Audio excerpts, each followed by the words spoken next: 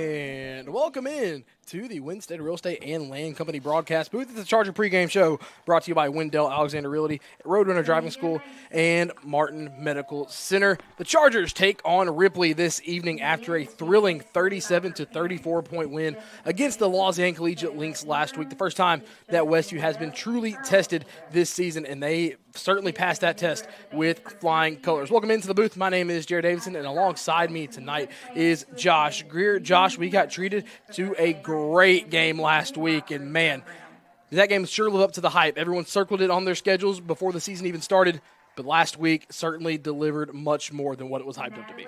Yeah, it was a great game, and if you weren't here, hopefully you were able to tune in or watch it later on, but it was such a fun game and evenly matched. I thought there was so much talent on the field. There was probably at least 8 guys, maybe upwards of 10 plus that are going to play on Saturday. Well, like even with Westview's offense on the field or defense, no matter what, 22 players on the field at a time, I would have to guess 11 of those guys are playing collegiate ball somewhere when it's all said and done. Yeah, and that's if you are a fan of high school football, that is a fun game to watch. Yeah.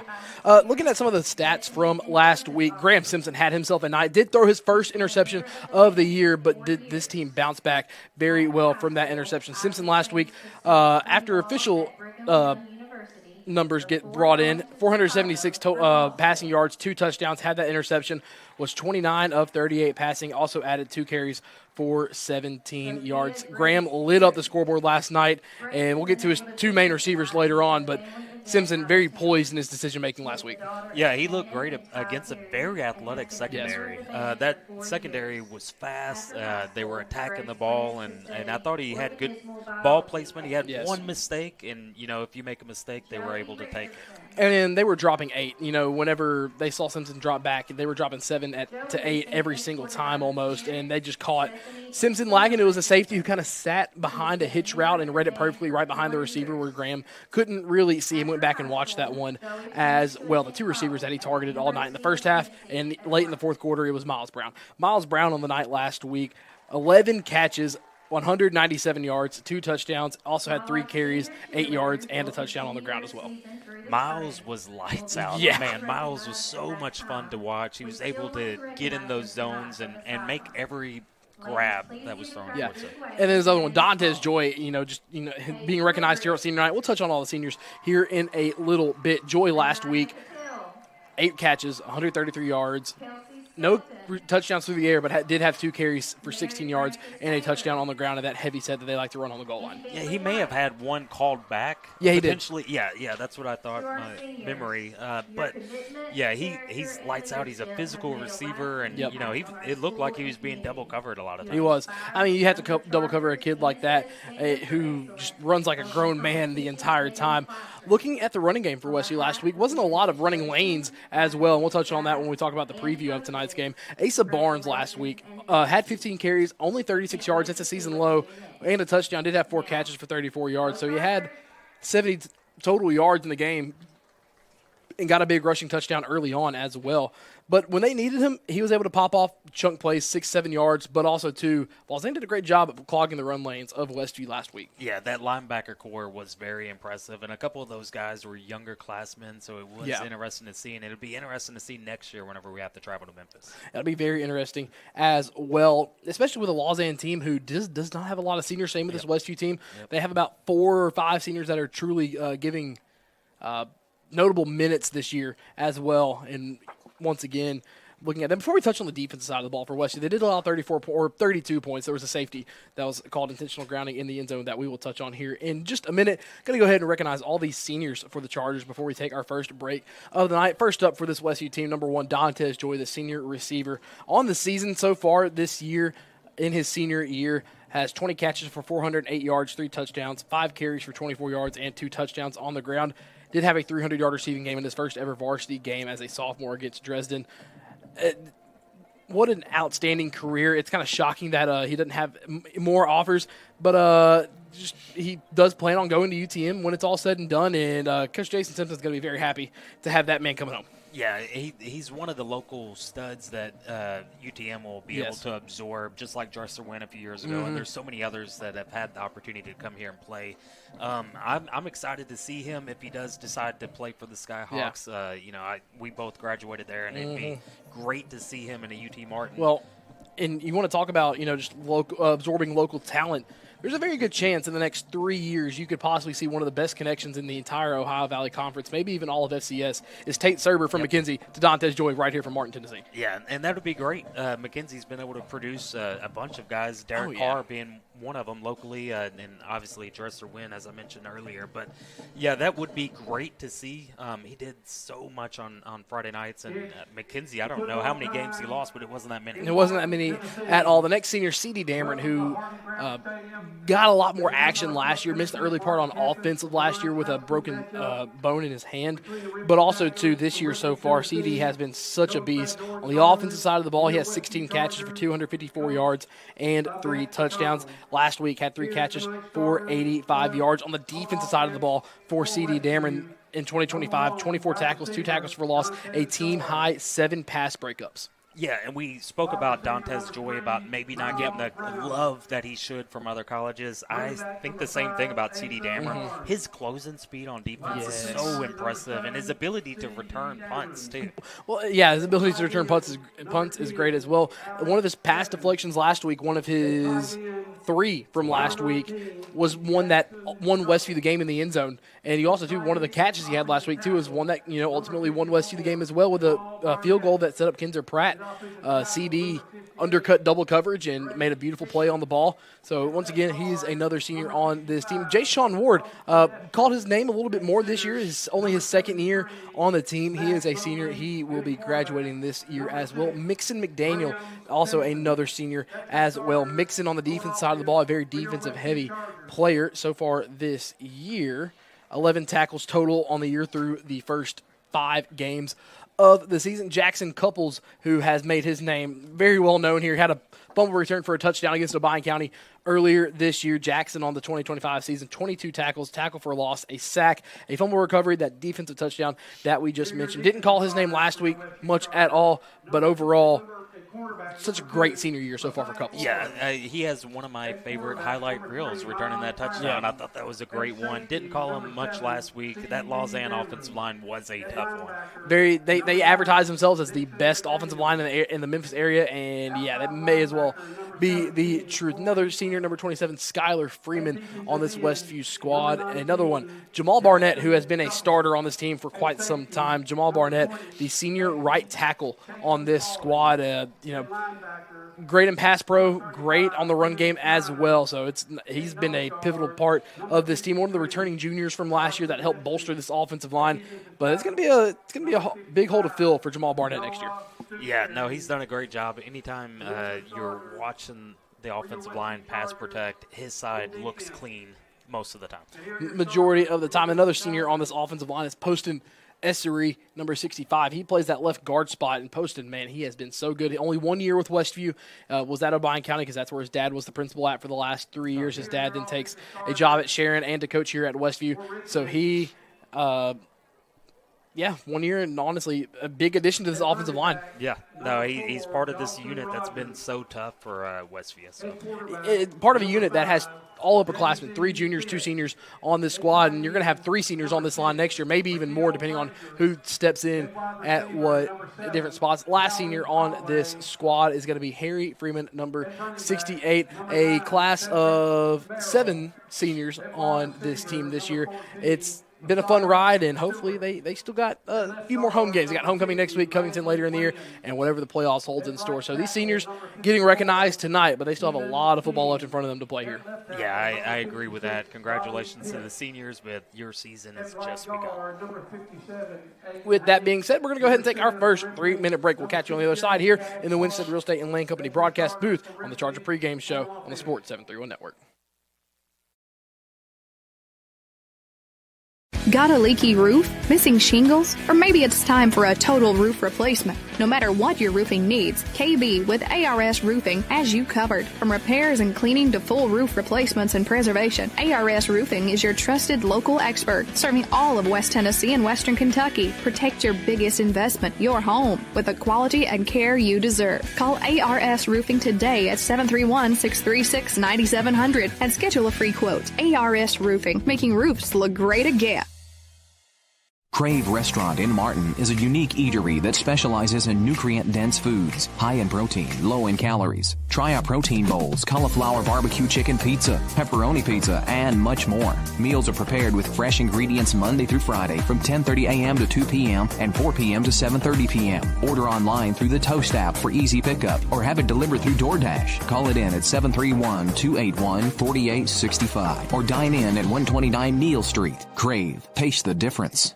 Your business is unique, so protecting it should be tailor-made. Unlike those one-size-fits-all nationwide security companies, First Response Security Services offers custom solutions tailored to your organization's needs. We even work around any stipulation you have. First Response actually sends real people to support you. You're not just a number in a database. You get the personal touch and real local support whenever you need it. Serving Northwest Tennessee for 15 years. Call us today. Hey ladies, are you ready to shine? Discover a new look at R&R on Lindell Boutique. From trendy outfits to must-have accessories like our custom hat design station, we've got everything you need to complement your style. Come shop with us at 228 South Lindell Street, right next to a Woodfire Pizza Kitchen in Martin. We're open Monday through Thursday, 10 a.m. to 5 p.m., Friday, 10 to 6, and Saturday, 10 a.m. to 3 p.m. R&R on Lindell Boutique, where style meets fun. Come see Premier Furniture with two great locations in downtown McKenzie and in Union City. They've got everything to make your house feel like home. From cozy bedding to stylish dinette sets, recliners, sectionals, sofas, love seats, and more. Add the perfect touch with entertainment consoles, accent chairs, bedroom suites, and accessories to match your style. Whether you're furnishing a new space or updating your favorite room, it's well worth the drive to Premier Furniture in McKenzie and Union City. Skyhawk Rentals offers a versatile management style covering both residential and commercial properties, as well as offering combined sales and property management services. If you're an owner looking to address your real estate and property management needs, we're it. If you're a tenant in need of an affordable space to live and work, we'll help you find your nest. As the largest property management company in the area, we'll work hard to meet your needs and provide superior customer service. To find out more, call Skyhawk Rentals at 731-587-2937 or stop by 224 South Lindell Street today. And back here on the Sports 731 Network, here in the Winstead Real Estate and Land Company broadcast booth on the Charger pregame show, brought to you by Wendell Alexander Realty, Road Runner Driving School, and Martin Medical Center. Our game day sponsor here for Week 7 versus Ripley. Thank you to Wendell Alexander Realty and Road Runner Driving School once again. Once again, my name is Jared Davidson, and alongside me this evening is Josh Greer. Josh, I want to talk about the defense from last week for Westview, and then on the other side of our next break, we'll talk about the region schedule. Got a couple key region games tonight outside of here as well. 32 points allowed for the defense last week, but the other two came from a safety. This defense stepped up in big moments. They forced 3 total turnovers last week. Corey Wells was the team's leading tackler last week. We called his name a ton last week. Let's see here on my stat sheet. Corey Wells, 15 total tackles, the team lead last week, 2 tackles for loss, 2 fumble recoveries, and a pass breakup. That bumped his season totals up to 40 tackles, 4 tackles for loss, 3 sacks, and a fumble recovery, and also a pass breakup as well. Corey absolutely dominated coming up in that linebacker role last week. Yeah, he played great, and that's what I expect. Big-time players are going to make big-time plays whenever they need to make them. You know, he's usually on that same side as, once again, Drake Hickman. Only 4 tackles last week, but 2 tackles for loss and a sack last week as well. Almost had a sack that ended the game as well on that Hail Mary attempt by T.J. Jenkins in the last 7 seconds of the ball game last week. That right, whatever side they line up on. I know they flip their line in their backer core, and Wells kind of plays in that flex spot more and more as well. You know, they sometimes, Coach Callens likes to say he runs a 4-2-5. Sometimes he runs that thing to more of a 4-3 as well. But, man, wherever Drake Hickman and Corey Wells are lined up, it's a 1-2 punch. If you try to come off to Corey Wells, Drake's going to beat you one-on-one. If you double-team Drake, Corey is shooting through a gap. Yeah, and I expect to hear their names a lot tonight. They're both dynamic players, and I've enjoyed watching them. And it's hard to imagine that Hickman is still only he's sophomore. sophomore. Yeah, a sophomore. So he's still developing, but he looks like a grown man out there. You know, Josh, my pregame routine is, I go down and I walk and I talk to a couple of the players and a couple of the coaches as well. Talk to some other media that is here as well. I was talking to Graham last week before the game, and Drake came out of the tunnel for a little bit. Doesn't look like a sophomore at all. No, he looks like he could be a freshman in college at that. But also, too, we got National Anthem coming up, so we're going to go ahead and take our second break of the evening. We're going to step aside for another 3-minute break. When we come back, we'll continue this Charger pregame show on the Sports 731 Network. Celebrating 45 years in business, E&H Refrigeration is your trained comfort specialist. We are Northwest Tennessee's heating and cooling experts with locations in Martin and Paris. If you're in need of a new Trane HVAC system, we have you covered. Give E&H Refrigeration a call today in Martin at 731-587-9675 or in Paris at 731-407-9121. Let us bring you comfort you deserve with the quality you count on. E&H Refrigeration, your trained dealer. C.R. Wilson Lumber and Supply has just what you need for your next home upgrade or big project. From durable Trex composite decking to sleek Marvin windows to semi-custom cabinets that fit your style and budget. C.R. Wilson Lumber and Supply has Traeger grills for your weekend barbecues, Milwaukee tools for the job site, Valspar paint to refresh any space, plus culverts, lumber, hardware, and so much more. C.R. Wilson Lumber and Supply. Call 731-341-4408 or stop by 8487 Highway 22 in Dresden. Come visit Tux in Martin, Tennessee. Check out our showroom filled with different flooring options, cabinets, vanities, lighting fixtures, doors, and more. We'll save you money with prices up to 30% less than what you'd find at the big box stores. Plus, our expert design team is always available to assist with a free design consultation. That's only at Tux in Martin, Tennessee. Quality products at discount prices. Come see us today. Weekly Ford Nissan has been in business for over 60 years, showcasing the complete line of Ford vehicles like Ford Mustang, Bronco, Explorer, Escape, Expedition, and Ranger, and F-150 trucks. Plus, you'll find the full line of Nissan vehicles, such as the Nissan Versa, Sentra, and Altima sedans, plus Rogue, Pathfinder, Murano, Kicks, and Frontier trucks, and a great selection of pre-owned cars, trucks, and SUVs. Weekly Ford Nissan offers their warranty forever on all new and select pre-owned vehicles. And, of course, their complete parts and service department. Shop online at weeklyauto.com or visit 841 North Lindell Street in Martin. Hey folks, if you're considering buying or selling your home, listen up. Winstead Real Estate and Land Company is West Tennessee's #1 choice for buying and selling real estate. From spacious family homes to large land tracts, they have the expertise to skillfully help you maneuver the market. Winstead Real Estate and Land Company is your full-service home solution, every step, every detail, all in-house. So why wait? Visit Winstead Real Estate and Land Company in Martin, Tennessee, or at winsteadrealestateandland.com, where you can always expect the very best.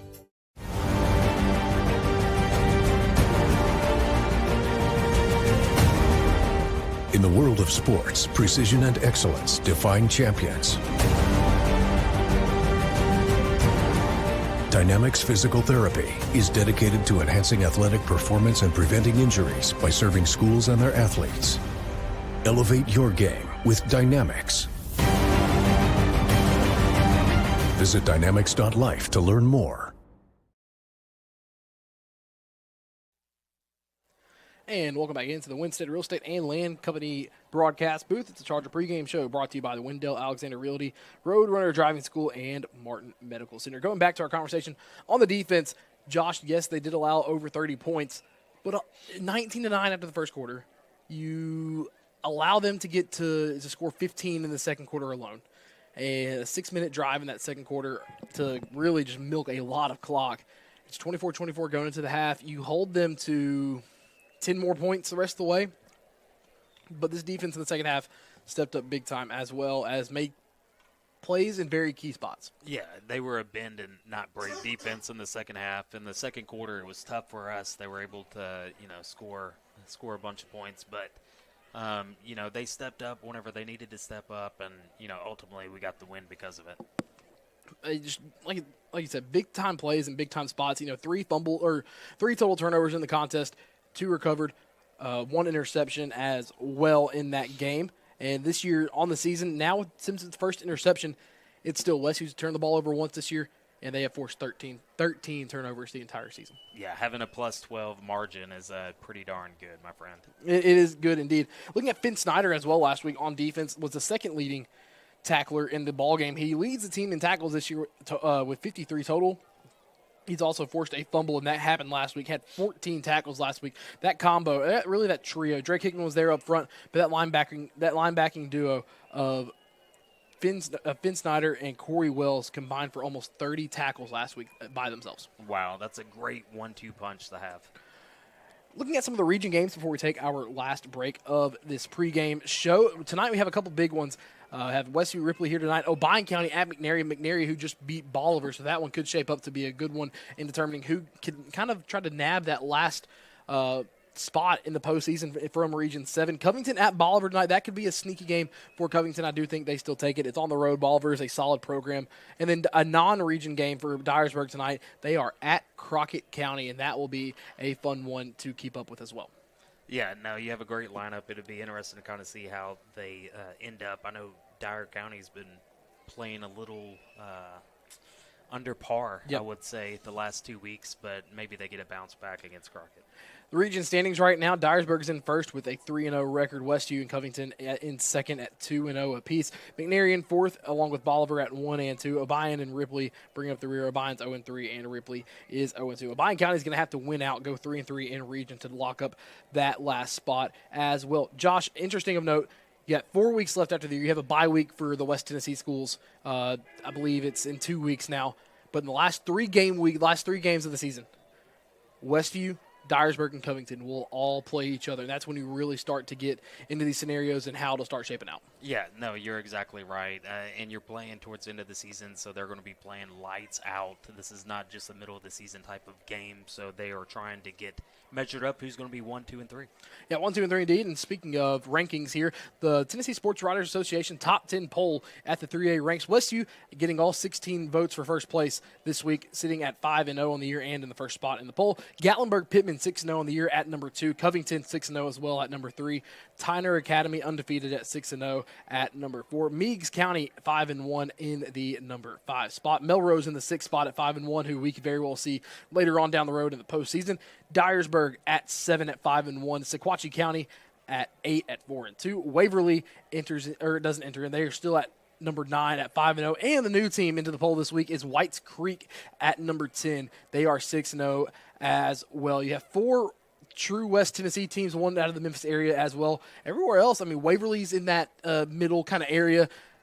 But it's a good dispersion of West and East in this top 10 poll. Yeah, it is. No, this is a great lineup. It's interesting to see Melrose back in there. They're back in the mix. The Roadrunners, I believe, had the number 1 number of players drafted to the NFL with 18. Yeah, they do. And also, too, we'll talk about it more, especially when we get to postseason matchups as well. Melrose graduated a lot of production last year, but yet still sitting at 5-1 in that Region 8 down low at the 3A ranks. The captains for Westview tonight, it's going to be Dantes Joy, Jamal Barnett, Jackson Couples, and C.D. Dameron. Westview wearing the all gray or black tonight with the blue helmet. For Ripley this evening, their captains will be Jace Beard. It'll be number 4, Dalton Rogers. Number 19, Kenneth Williams. And there is a 4th captain out there. Going to try to get that last number for you. We'll tell you all here in a little bit. We're going to keep it live for the coin toss here tonight. Got one more break. We got about a minute and a half before we take that last break. We are within the 10-minute mark, so we will pause for a station ID. WTJF AM Jackson, WTJF FM Dyer, W231BU East Union, Sports Radio 94 FM and 1390 AM. So I believe Ripley won the toss. They defer. So Ripley, they win the toss. Ripley has won the toss. They will defer. To the second half. Westview, they will receive, and they will go right to left to start the ball game here tonight. Well, we're going to take one final break here tonight on the Charger pregame show. We'll see you on the other side of this 3-minute interruption here on the Sports 730 Network. Wendell Alexander Realty is the premier real estate expert serving Northwest Tennessee with a deep-rooted commitment to excellence and local knowledge. Founded in 1985, we understand the unique needs of our community because we live and work here. Combining local expertise with high-end marketing techniques, we ensure your property stands out in the marketplace. Trust Wendell Alexander Realty to deliver exceptional service and results. Contact us today at 731-281-1220 to experience the difference. If you're looking for a place to sit back, relax, and have some fun, check out the Hawk's Nest in Martin. Each week they have weekly specials including $2 tacos on Tuesday, both beef and chicken. Also on Wednesday, check out the best wings in Weakley County with 50-cent wings at the Hawk's Nest. Thursday karaoke and also deals on pizza and many other food items. Also on Friday and Saturday night, be sure to check out live music, DJs, karaoke, and more. And don't forget, folks, they're open on Sunday, so be sure to stop by and support your favorite teams as all the games will be on the tune at the Hawk's Nest, 105 Church Street in Martin. Cold mornings, hot showers. Wet jeans, warm dryers. West Tennessee Public Utility District has you covered with natural gas water heaters and dryers for sale. No big box chaos, just local, reliable, energy-saving comfort. Call 731-986-8289 to find your perfect match. WTPUD, where comfort meets community. Supporting Westview High School athletics, the Color Shop family of companies is here for you. Since 1977, Color Shop has provided the top-of-line flooring and paint to the community. Color Shop Construction specializes in new and remodels in commercial and residential spaces. And when life throws you a curveball, like a leak or natural disaster, Color Shop Restoration is ready with expert staff and the right tools to get you back on track fast. The Color Shop family is proud to serve Martin and the surrounding areas for over 40 years. Go Chargers! Substance abuse is never the answer. It's time to make healthy choices. Push yourself to new limits. Let your talents soar. Find solace in the rhythm of music and life. Strengthen your body and mind. Explore new worlds through imagination. Unleash your creativity. Lean on a good friend that you can trust. For tips on how to make healthy choices, call the Obion or Weakley County Prevention Coalitions or visit their websites. Extreme Customs Midtown Motors, located at 903 South 1st Street in Union City, Tennessee, offers a wide range of tires, wheels, leveling kits, lift kits, and accessories. Call 731-885-7373 or visit their website at midtownmotors-tn.com for new inventory. Dustin or Brian can help you find your... And welcome back in. It's going to be a squib kick to start this ball game off, and it'll be picked up by the up man. Is that Corey Wells? Oh, my gosh, that is Corey Wells. Corey Wells being chased from behind and tripped up. But Corey Wells, I thought he was going to let either one of Messiah Ward, Miles Brown, or Dantes Joy pick it up off the bounds, but Corey Wells gets Westview started in Ripley territory on the 40-yard line to get this game underway. And the Chargers got to talk to head coach Matt McConnell before the game started tonight, asked him, kind of what the game plan would be for tonight. He wants his team to get better at running the football, and he said it's going to be a run-heavy offense here this evening. Yeah, I totally understand. You want to make sure you get Asa back on the tracks, and I believe I think he just wants to see more from his offensive line, too. Yeah, no, I think that's great. So you got a bunch doubles to the right, solo man to the left. Westview goes right to left, and they're on the left hash. It's going to be a run play. Asa Barnes hesitates for a split second, works his way to the left side, stiff arms a man to the ground. He's going to have well enough for the Winstead Real Estate and Land Company first down. Asa Barnes pops off an 11-yard run to get this ball game started. Yeah, I think we're going to say his name a lot tonight. In fact, we might have 17 run the ball as well. And I believe there's also an Alabama scout here tonight. I saw him talking to Asa before the game. Nice. Two receivers to either side. Dameron in the slot to the left. Ball still on the left hash. First down and 10. Simpson drops back to pass. He will go to Barnes on the swing route. Barnes snags it out of thin air. Barnes inside the red zone, and Asa Barnes will trot in for the score. It's going to be a 29-yard touchdown catch from Simpson to Barnes. First Response Security Services touchdown. It's 6-0. 1, 2, 3. Easy as 1, 2, 3. 3 plays up. Scoring your first points of the day. Looks like they're doing the swinging gate. Swinging gate's going to be there all year.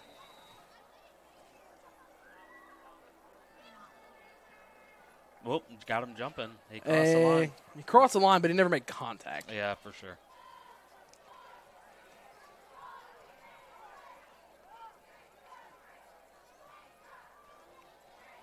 Coach Gardner, a former Westview Charger, played for Westview, and it's good to have him back home. But I think, and Kinzer Pratt is going to miss his first extra point attempt of the night. Hits the left upright.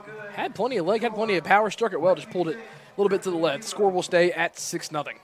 And the thing is, this is a college, so therefore it's more narrow. It's narrower. Yeah. Whenever we were practicing to go to the state championship game, whenever I was at Dresden, we came here to make sure we practiced our extra points and our field goals. We didn't use them, but we practiced them. Versus Marshall County, Dantes Joy passed 2,000 receiving yards for his career. Our PA announcer going off some milestones hit over this season so far. Dantes Joy over 2,000 career receiving yards. Simpson passed 5,000 passing yards last week. Never thought I'd see a 5,000, especially from a sophomore. I mean, Ty had 7,000. Yeah, for sure. Yeah, I'm a Henry County guy, so if we get 2,000 in a season, that's pretty darn good. And that's from a senior, not a freshman and now sophomore. So Kinzer Pratt will come on to kick off. 11:37 left to go in the ball in the first quarter.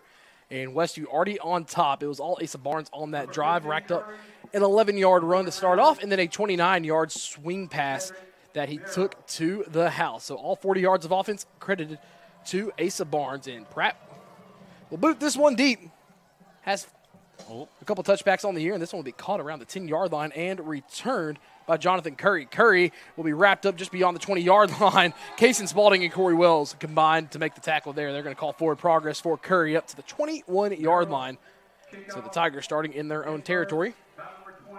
You see the man trotting onto the field right now. Miles Brown took a visit to Mississippi State last week and had a heck of a night right before it. 11 catches for 197 yards on the offensive side of the ball. Also locked down in coverage. I don't think he was targeted all but once last week as well. Only had 3 tackles. But as a corner, when you're not making many tackles and you don't have any pass breakups, you're not being targeted. Yeah, I think that was purposeful. I think they were trying to stay away from him. He had a great night on the offense nonetheless. Well, if you attack the other corner, it's going to be Messiah Ward, who had an interception last week as well and a forced fumble. So Ripley, they will toss it to the left, and it'll be a gain of 1 for Cedric Merle. The quarterback in this ball game for the Tigers is Jazarian Theus. He was the quarterback last year as well. Westview defense does a great job going sideline to sideline. They called a gain of 2, so it's going to be 2nd and 8 upcoming. 11 minutes to go here in the first quarter. 2nd down and 8 for the Tigers. Ripley wearing the purple pants with the white jersey and white helmet. 2 receivers to the left, 1 to the right. Merle takes a snap. He'll hand off up the middle. This will be to Curry, and Curry is popped for only a gain of 1. It's going to be Finn Snyder in on the tackle. Finn Snyder sitting in the gap perfectly, limits the gain to 1. 3rd down and 7 upcoming. Yeah, he saw the little bit of daylight, and he attacked, and what a great hit. And Cedric Merle took the carry, apologies. Merle on the carry right there, showed a fast first step. Yep. 10:15 to go here in the first quarter. It's 3rd and 7.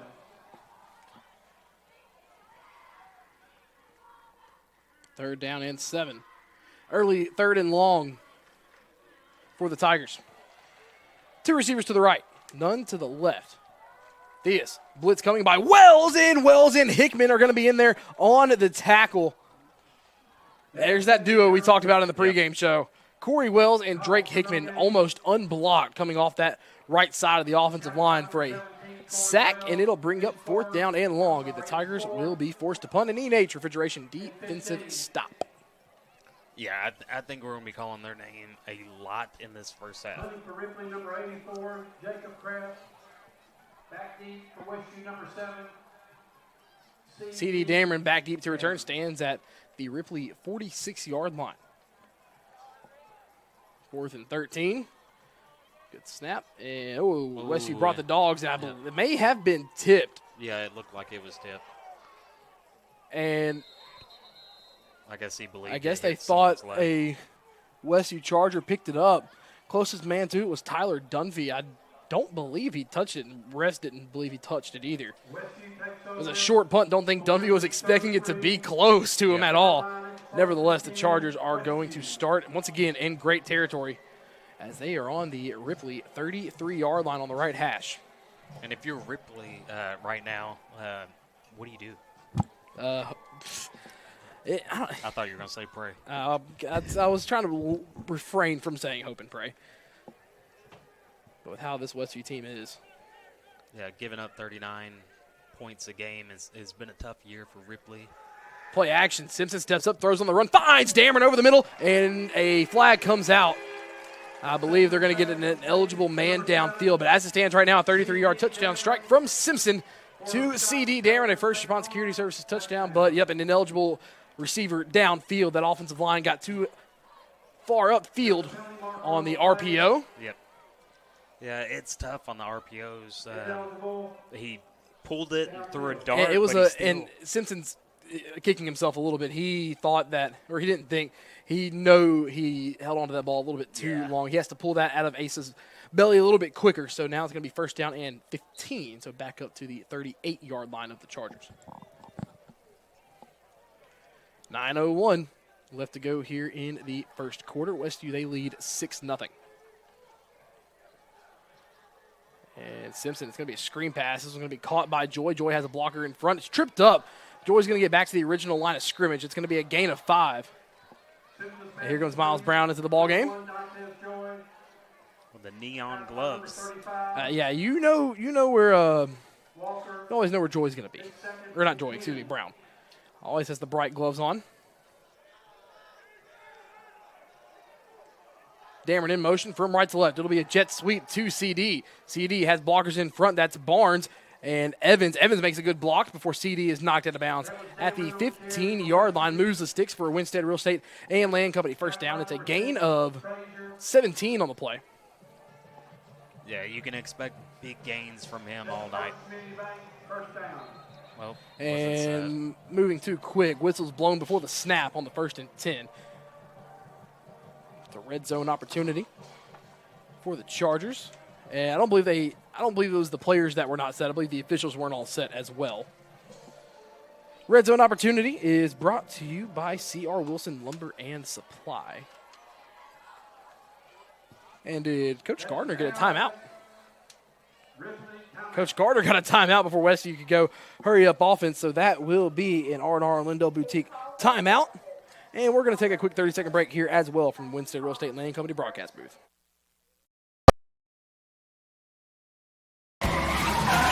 Need reliable auto body repair? Turn to Precision Auto Body, your trusted family-owned shop with locations in Martin, Milan, and Dyersburg.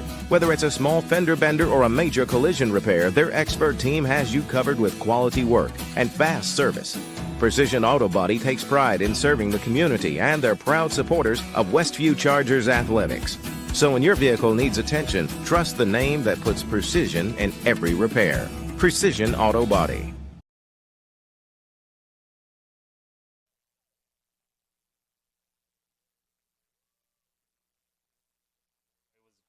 It was so much fun. It was very fun. And speaking of fun, we are back here on the Sports 731 Network in the Winstead Real Estate and Land Company broadcast booth. And the off-air conversation that Josh Greer and I just had, along with being your go-to crew for Westview Athletics, we also both write sports as well.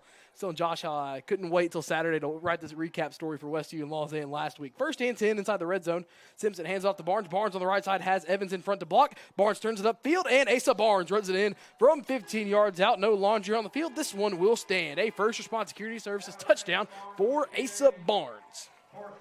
Yeah, that's a great thing. Usually whenever we get past some of our receivers blocking, sometimes they hold the ball because they don't realize the running back's past them. They did a great job of not holding and let go of the defender.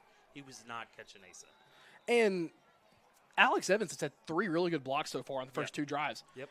Swinging gate coming out for Westview.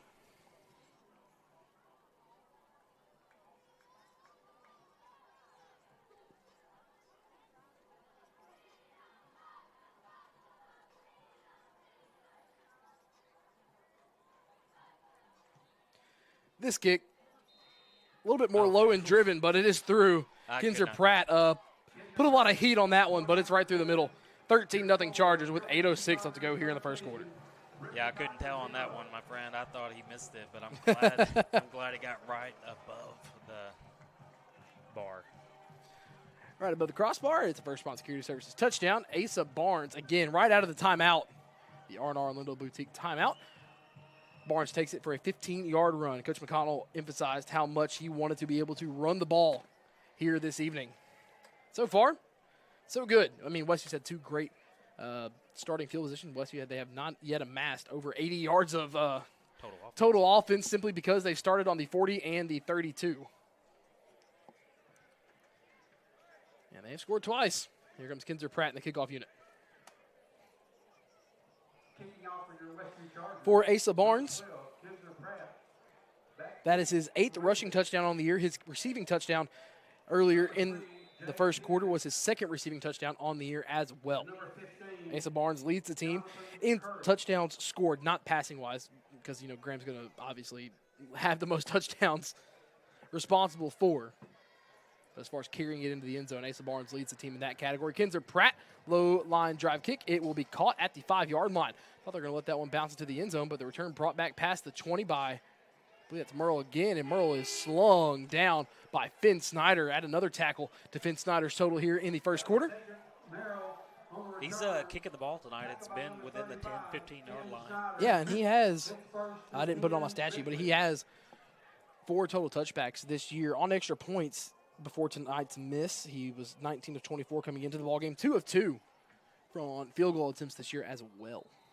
Yeah, we like to see the field goal makes because guess what? In the playoffs, you may need them. You may need them, and also you needed it last week, too, at the end of the first half. Yep. Those 3 points ended up being the difference. 3 receivers to the short side of the field on the right. Ripley starts on the right hash on their own 30. It'll be handoff to Merrill. Merrill is going to be stuffed at the line of scrimmage by a host of Chargers. And here comes Drake Hickman and Finn Snyder kind of come in late to push the rest of the pile down. It'll be a gain of 1, makes it 2nd down and 9. Corey Wells in on the tackle along with Jackson Couples. You also look down there in the pile. Last one to come up, Carson Lifsey.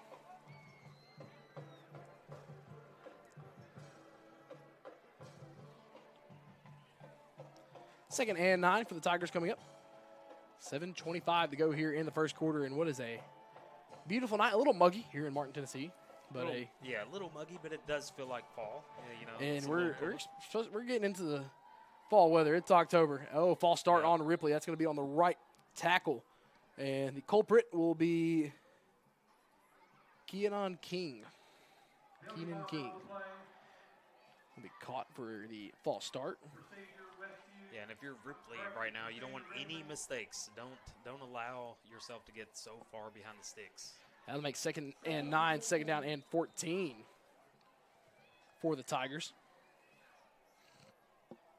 Yeah, you already see Colin Haskins warming up on the sideline. We'll see him at some point tonight, I'd imagine.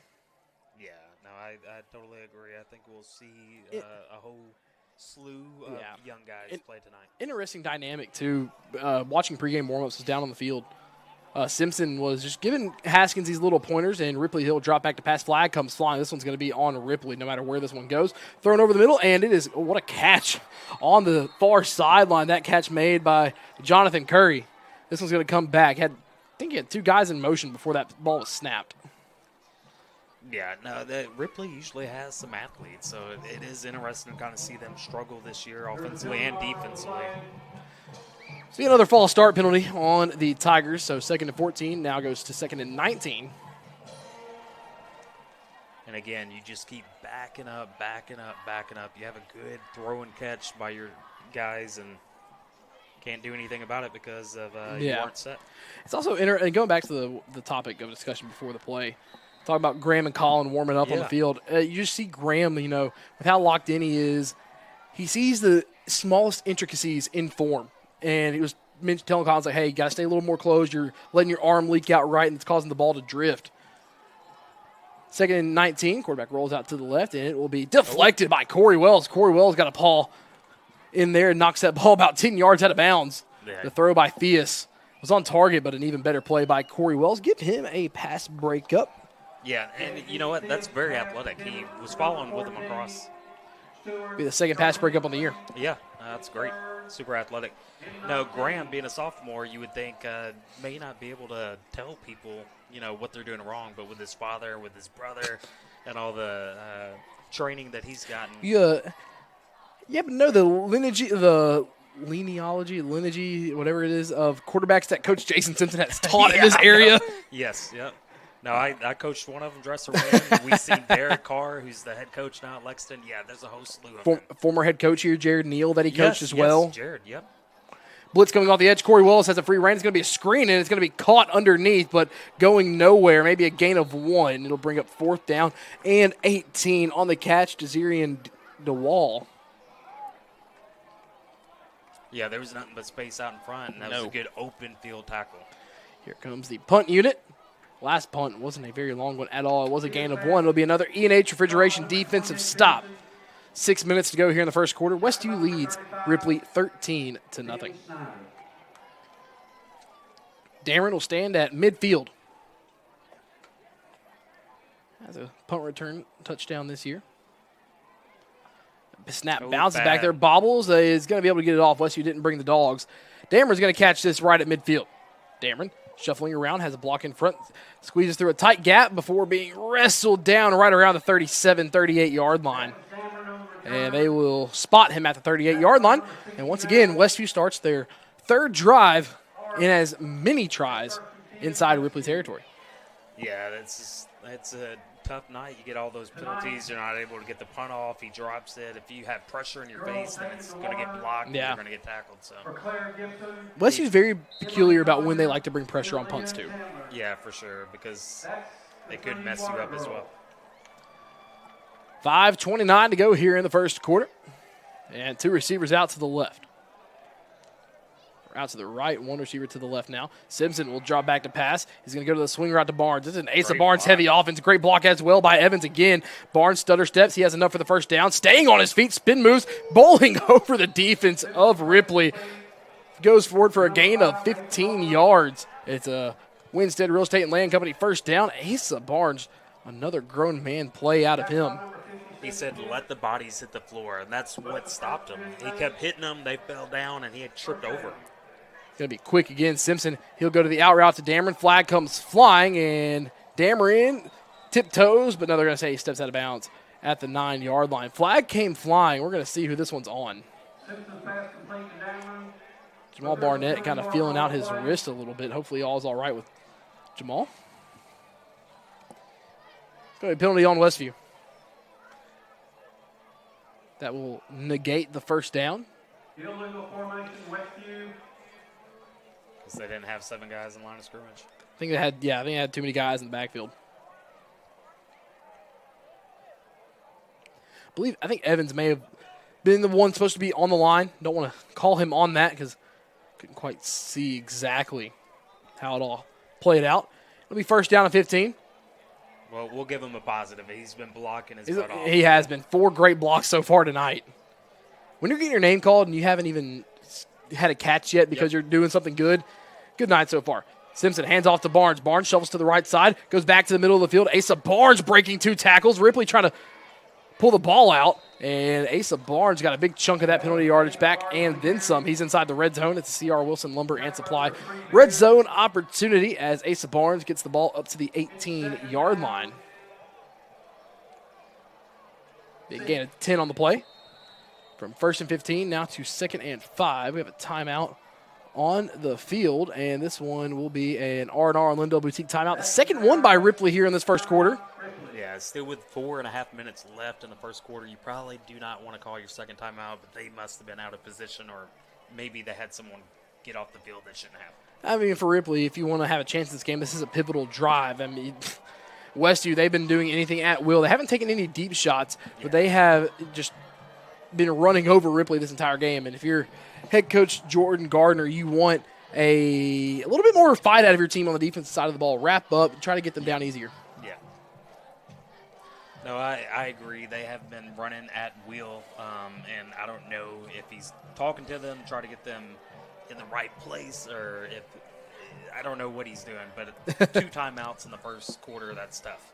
You rarely see that in speaking of a former UT Martin quarterback, Lexington and South Gibson are tied at the end of the first quarter at 0 apiece. A big game in that region 4, or in that 4A region, excuse me. Two teams that have come on. Both strong teams. You know, a lot of people had them kind of at the middle of the pack in that region this year. Yeah, I had Lexington towards the bottom. 3 receivers to the right, 1 to the left. Second down and 5. Simpson drops back to pass, looking for the end zone corner route, and wide open, just out of the reach. Simpson knew he missed that one. Intended target on the play was Tayshawn Walker. Man, had Walker on a great corner route out of the timeout. Walker on the year, 3 catches for 41 yards, 1 carry for 43 yards, and a touchdown. Yeah, he was trying to get him involved. It was a great route. It just a little bit too far. 3rd and 5, handoff to Asa Barnes again on the right side. Barnes has a wall of blockers in front, and give him the hat trick. Asa Barnes has 3 touchdowns here alone in the first quarter. This one, an 18-yard touchdown run. It's a First Response Security Services touchdown, and it is 19-0 Chargers here in the first quarter. Yeah, Asa looks great, but honestly, did you see the wall? Yeah, his offensive line is taking it to the front 7 of Ripley here to start the night. Still 4:19 left to go. Swinging gate once again in action on the extra point for Westview.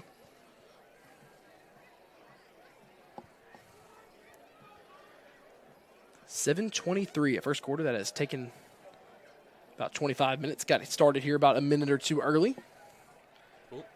And this will be a... Usually what Westview does in this situation is they... And McConnell's going to decline it. He's just going to attempt the extra point. For sure. Yeah, I think tonight you just go with what you got. Typically, if you think it's going to be a closer matchup, then you bring in the bigs and run that 2-point.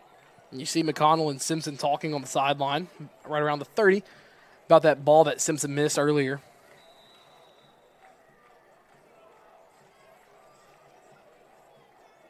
Good relationship between McConnell and Simpson as well. Snap, the hold, the kick. This one is up and looks to be right down Main Street and is 20-0 Chargers with 4:19 left to go here in the first quarter. And all 3 touchdowns credited to Asa Barnes.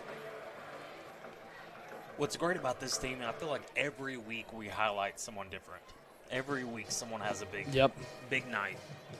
Last week it was Miles Brown for the first half, and then second half, Dantes Joy erupted. Week before that, you have CD. Yeah, CD as well. But every week it feels like you have someone. Going back to that, CD Dameron, the week before he had a big, breakout, had 2 catches for 5 yards. Yes, yeah. The week 2 weeks ago, before Miles Brown broke out last week, had a catch for 25 yards, only one catch in the ball game, and then has 11 the week after. It's pick your poison. If you're Graham Simpson, and on the offense, it's pick your favorite dessert. Yeah, for sure. This offense is talented. Coming in, a lot of folks knew the big 3 or 4 names, but there's a handful of other people that can make big plays. So a 15-yard touchdown on the last play. And here comes not Carson Lisley. It's going to be Kinzer Pratt on to kick off.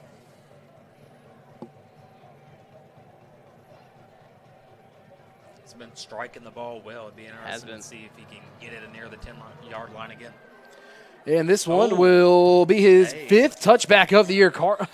Kinzer Pratt is just putting some life into the ball tonight.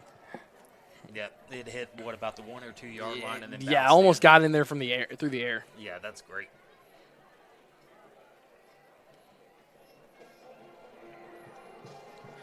Westview, they lead Ripley here 20-0 with 4:19 left to go here, and it's going to be 1st and 10 from their own 20-yard line going left to right. If you're Ripley right now, you cannot make these mistakes. You cannot get behind the chains before you even start off. No penalties. Got to avoid pre-snap penalties. That's what's been the thorn in Ripley's side through the first few offensive drives. Man in motion from left to right. It will not be a jet sweep. It'll be a handoff up the middle, and Jackson Couples appears to be the first Charger there on contact, bringing down the running back of Devaris Pearson. Yeah, great job with the TFL. Be a tackle for loss for Jackson Couples. Didn't call his name a lot last week, but for Couples, it'll be his second tackle for loss on the season. 3:50 to go here in the first quarter. Chargers dominating in this one. 3 touchdowns all to Asa Barnes. The defense has played lights out as well. 3 receivers to the left, 1 to the right for Ripley. It'll be a handoff to the right side, trying to find the outside edge for the 20. Lowers the shoulder hard. Physical run as Pearson again kind of just bowls over Messiah Ward on that one. He's going to get up to the 23-yard line, makes this 3rd and 7. Yeah, I don't know if the outside guy was pinching or if there was a stunt called, but that outside was wide open, and you have to hope your cornerback makes the tackle, and he does. He made the tackle, but still a physical run by Pearson. Yeah, it was great run. Yeah, great run. 3rd down and 7. Chance for Westview to force their 3rd straight 3 and out.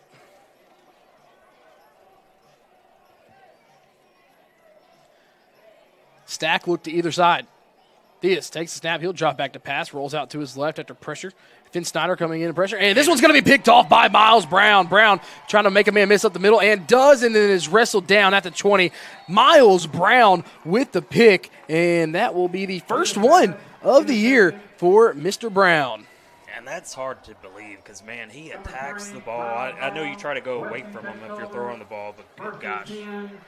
So C.R. Wilson Lumber and Supply red zone opportunity, and saw Colin Haskins come out. He's going to come out at receiver this drive. You know, Colin Haskins has been a guy who's been everywhere when his number is called. 5 of 7 passing, 25 yards on the year. 2 carries for 21 yards and 2 touchdowns on the ground. Also has 3 catches for 29 yards on the season. Yeah, and he's a freshman. And he's a freshman who has played everywhere. And another. Don't tell me they did that. Got a timeout on the field, and this will be the 3rd timeout of Coach Gardner in the first quarter. So he has burned through all 3 timeouts. And man, that's tough. That's the 3rd timeout taken by Coach Gardner here in the first quarter. Has not liked what he has seen from his Tiger squad. Yeah, I don't know. It's tough. You're not going to really slow them down. But calling all 3 timeouts with 2:39 left in the first quarter, I don't believe I've ever seen anything like that. 2:39, let's go here in the first quarter, and all 3 timeouts already used. It's a R&R and Lindell Boutique timeout on the field.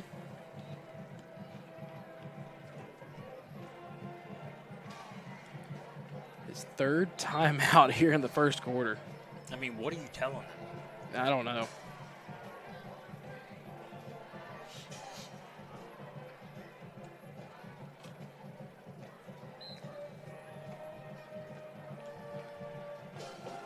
Westview comes out, 2 receivers to either side. Simpson will drop back to pass, goes to the hitch route to Joy. Joy stutter steps, makes a man miss on the right side, back steps again, and Joy's going to fight for the first down.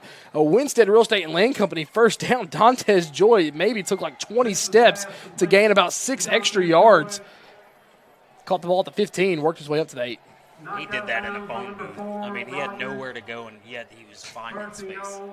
First and goal to go. Simpson will drop back to pass after the low snap, fires on the out route, and it is caught by C.D. Dameron. An 8-yard touchdown strike. Simpson to Dameron, First Response Security Services. Touchdown on the board. 2:20 left. You're down 26-0. You have no timeouts. What do you do? It's hard to say, man. I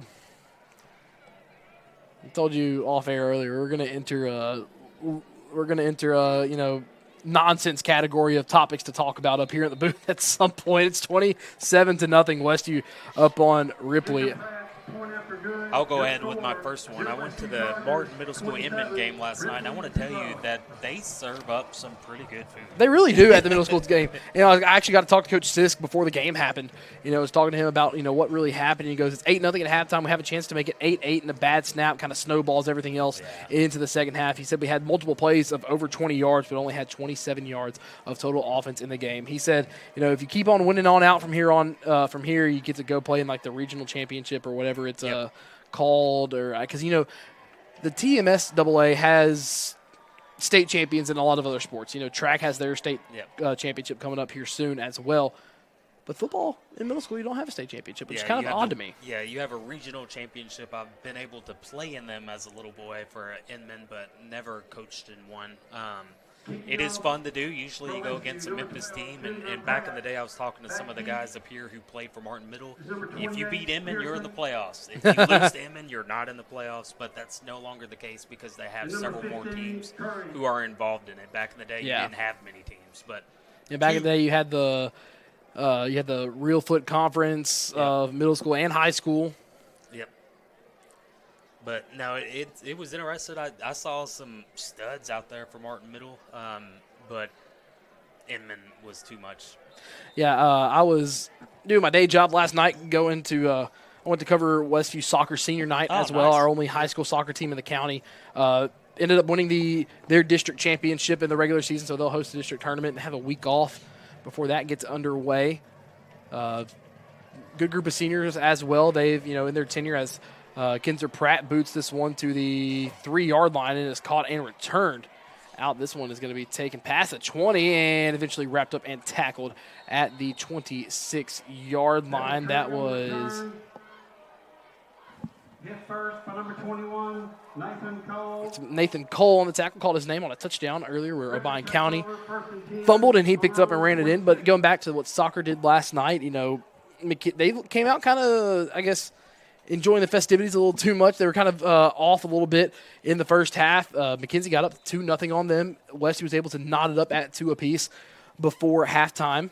And then in the second half, all Westview, they ended up winning that soccer match 9-2 as they get attacked by a bug up here in the booth. Hey, you know what? In O'Brien County, I got attacked like 2 or 3 times, so I totally understand.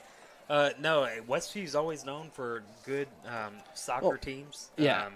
I think earlier in the year they went against Henry County and beat Henry County. And it's going to be picked off. Kaysen Spalding is going to take this one to the house. It's going to be a pick 6. A 25-yard pick 6 by Kaysen Spalding, and it is 33-0 with 2:04. A First Response Security Services touchdown that also qualifies as an E&H Refrigeration defensive stop.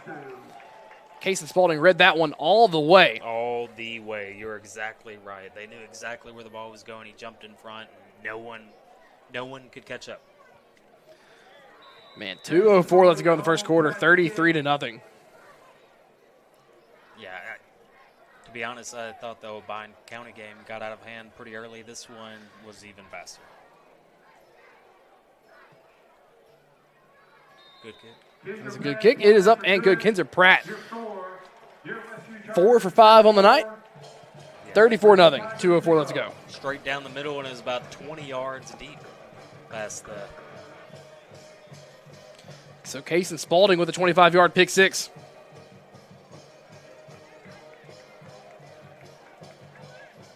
I'm sure if there's other coaches from SEC here, they're probably wondering why we were playing Rocky Top. I feel like it's like 60% of the school's fight song here in Tennessee. Rocky Top? Yeah, I feel like it is. Especially in West Tennessee.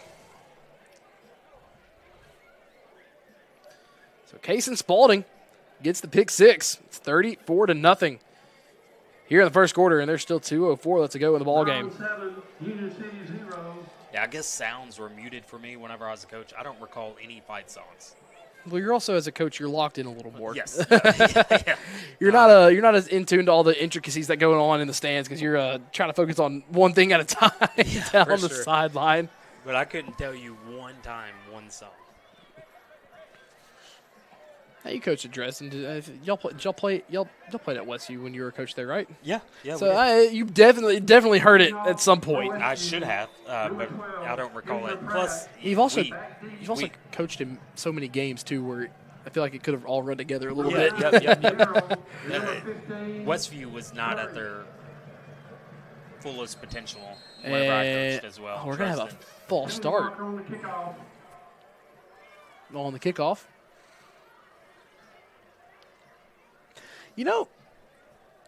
At what point does McConnell give the headset to Simpson and let him call a couple plays? Yeah, I don't know about that one. I'm not really sure. I think that he respects him and knows that he has the ability, but I don't know if he's going to give it to one of the players. Who knows? So now Kinzer Pratt will have to kick off from his own 35 after the false start. On the kickoff. Well, he's been drilling them. It'd be interesting to see where it lands now. If it goes true, then, it'd be around the 10 to 15. He does have a touchback in this ball game.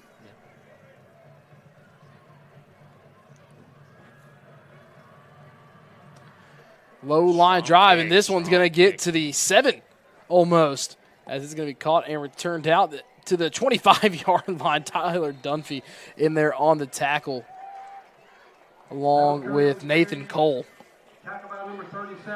Here comes that Charger defense. Yep, they've been playing lights out. You have no more timeouts. If you're Ripley, I think you just got to line up and either try to run it or something. You're not catching up. 1:56 left to go here in the first quarter.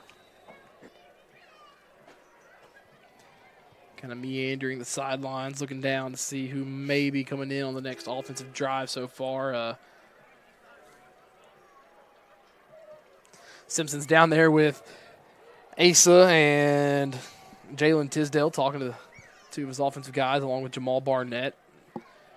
Theus takes a snap, hands off, and this one's going to be a loss of 5 on the play. And they give him forward progress up to the 21. It's going to be a loss of 4 on the carry for Ripley. Cedric Merrill, 1:43 left to go here in the first quarter.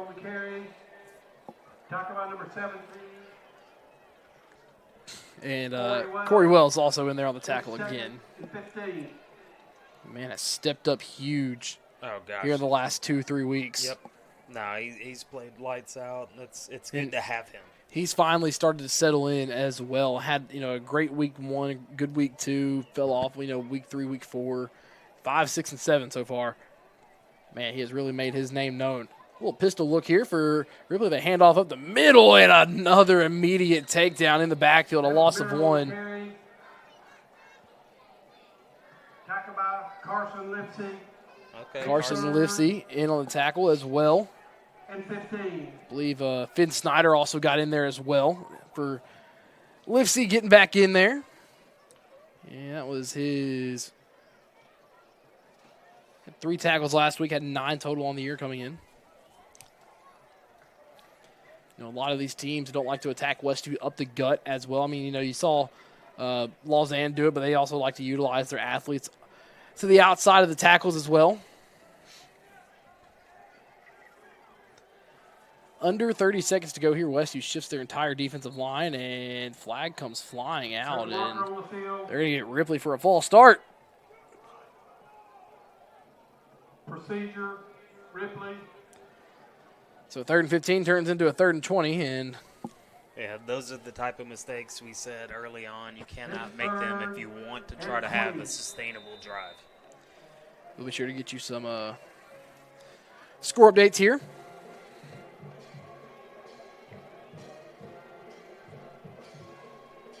Honestly, if I'm Ripley right now, I think I just try to do some sort of rollout play with your quarterback. If it's not there, you take off and run, because they're not getting anything else. And the first quarter has come to a close. It is 34-0. The Chargers dominating in this one. 3 touchdowns by Asa Barnes, a touchdown catch by C.D. Dameron, and a pick 6 by Cason Spalding has this ballgame sitting at a 34-point margin in favor of Westview. We're going to take a break here in the Winstead Real Estate and Land Company broadcast booth on the Sports 731 Network.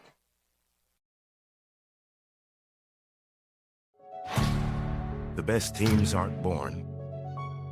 They're forged in the heat of practice and knowledge that if you get the little things right, the big things become second nature. Building a great team is hard, demanding work that takes single-minded dedication and sacrifice. And that's how we've built the cardiovascular team at West Tennessee Healthcare, the highest performing team in the state and one of the top 6% in the nation. As a small local company, L.I. Smith & Associates is proud to support this community. Our team is composed of nearly 50 staff members, including a team of professional engineers, professional land surveyors, and office support staff, all of whom work together to provide multi-state coverage for projects of all sizes. With nearly 50 years of industry experience, you can trust L.I. Smith with your next project.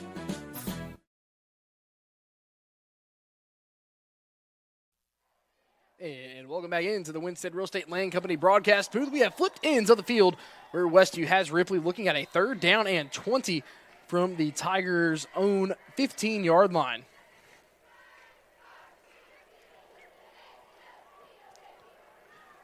Johnson take the pass, and he's going to throw on the run. It's going to be thrown out of bounds, and flags do stay in the pocket. I do believe that should have been at least 1 or 2 holding calls, but it's going to be an E&H Refrigeration defensive stop, and here comes the punt team for the Tigers.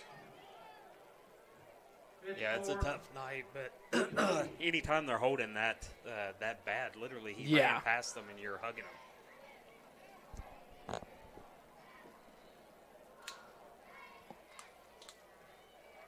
Punt formation, number 84, Kraft, back deep for Westview. Number 1, Dantes Joy. So now Dantes Joy goes into the punt return spot. He will stand at Ripley's 41. Well, punter's got his heels on the 1-yard line. Let's see if he gets a good snap off. Low bounce. That bounces, and he will get it off. Westview didn't bring all the pressure in the world. Joy will let this one bounce at the 38, picks it up, bobbles it, and it just falls on it, does the smart thing. Wanted to get a good return out of it, but he was able to mitigate the damage. And Westview, they will start this drive once again in Ripley territory. Westview has not run a play on their own side of the field tonight. Yep. And who knows if they even will. Maybe at some point.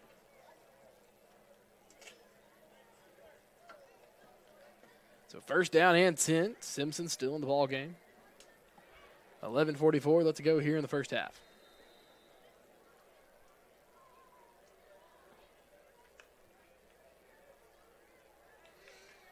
So 1st down and 10. They back him up to the 43-yard line. 1st and 10. Simpson takes a snap. Play fakes to Corey Wells. Goes out to Dameron on the – makes a man miss. Loses his guardian cap for a split second. And Dameron's going to get up to the 39-yard line. About a half a yard shy of the yard line. The game looks to be a full yard. It'll be 2nd down and short.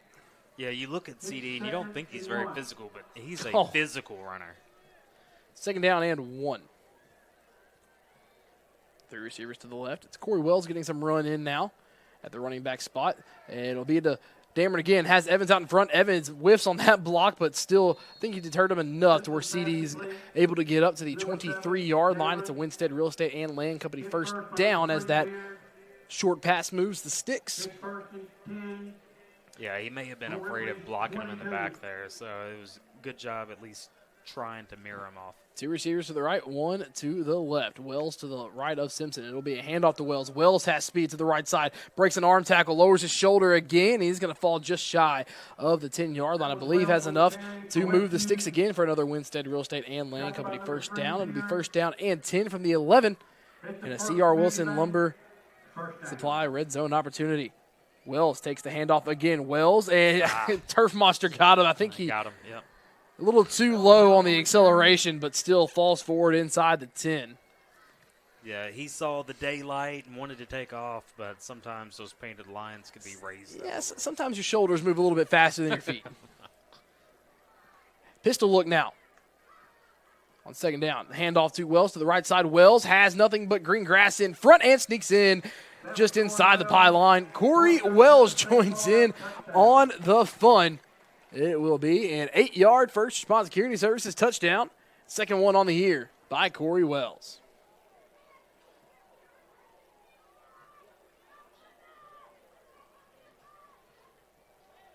No swinging gate this time. They're just going to line up. You go straight up for it.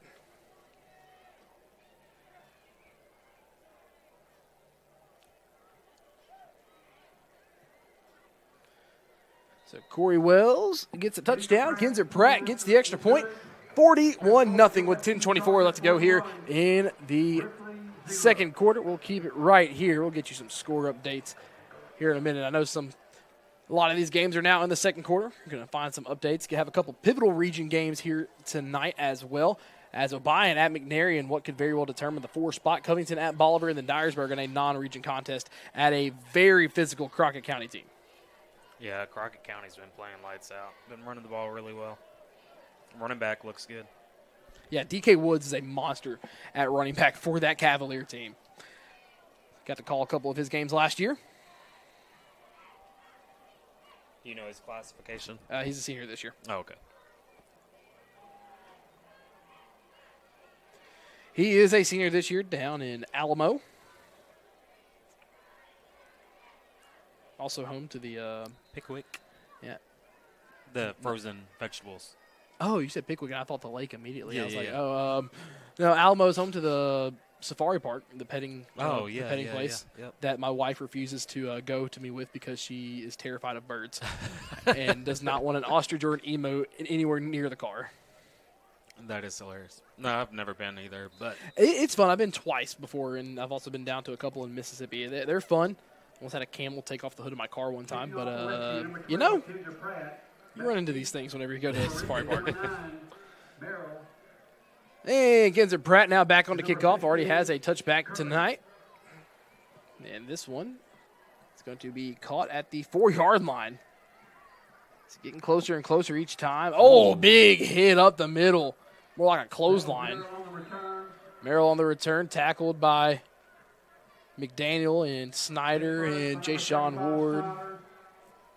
3 Chargers in there. yeah, this kickoff team's been playing well tonight. Staying in their lanes. Yeah, staying in their lanes, making tackles. I don't believe they've gone past the 30-yard line at all yet, correct? Am I mistaken on that one? Have they started past the 30? Yes. I don't recall. I do not believe so. Yeah, I don't recall. Also don't believe that Ripley has gotten a first down tonight either. It's been a lot of 3-and-outs. Yeah, for sure. 10-17 to go here in the first half. Hand off up the middle, and positive gain of 3 on the play up to the 32. Second down and 7 upcoming for the Tigers. For a gain of 1 yard. A little bit of baseball news. It is postseason, and if you are a Cardinals fan, which a lot of people in this area are, former Cardinal Skip Shoemaker just got named the manager of the Texas Ranger. Oh, wow. Texas Rangers.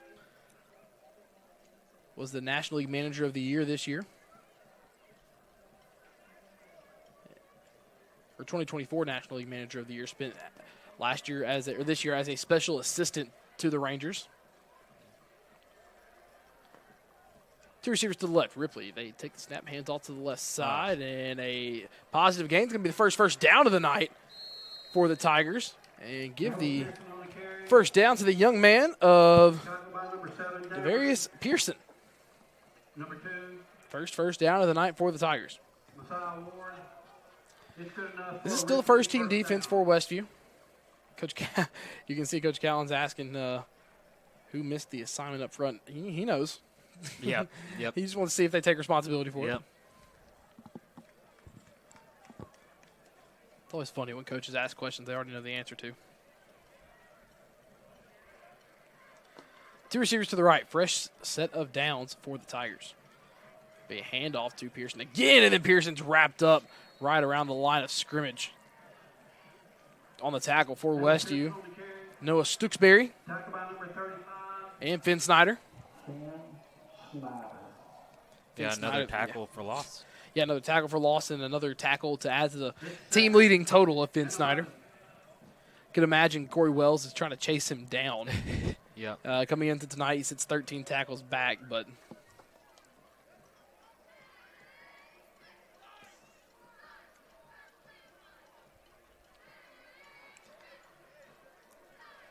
get lined up, guys. Yeah, Ripley with 8 on the play clock. They do get lined up. 2 receivers to the right. Diaz takes a snap. He will toss to the right. This will be to Pearson again. Pearson, quick first step, stayed on his feet. Wow, what a play in. Pearson is going to try to be taking it to the end zone before he's chased down. How did he stay on his feet? Rolled over the defender, and the first play in Westview territory for Ripley will be inside the red zone. This is something you always fear as a coach. You want to make sure that your guys are staying active and not taking them for granted. Yeah, and here comes the first substitution of the night. Tyler Dunphy will come in as Mixon McDaniel will come out.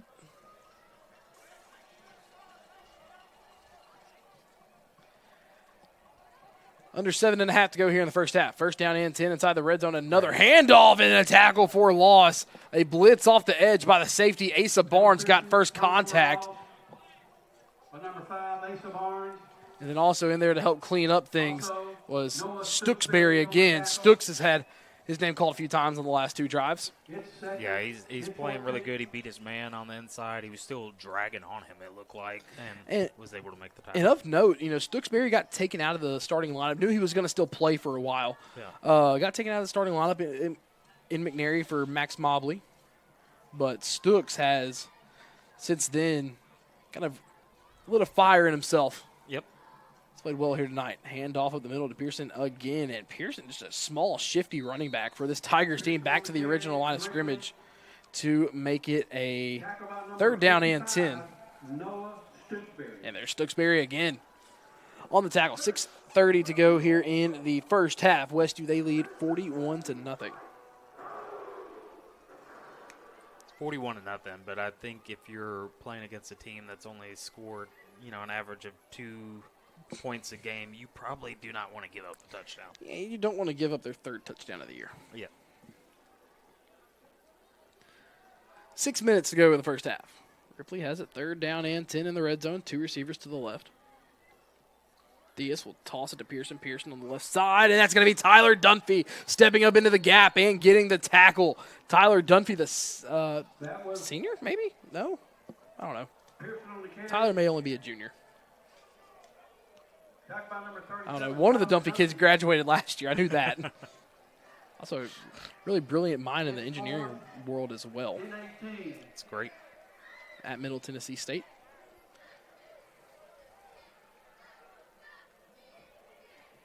No, Tyler's a junior. That's right. And a field goal attempt coming for Ripley. Interesting. On the left hash, kicking on college uprights. This will be a 34-yard attempt. It's blocked. C.D. Dameron gets the block, and it ricochets far out of bounds. A field goal attempt by Edgar Flores, no good. C.D. Dameron came firing off the edge, gets the block.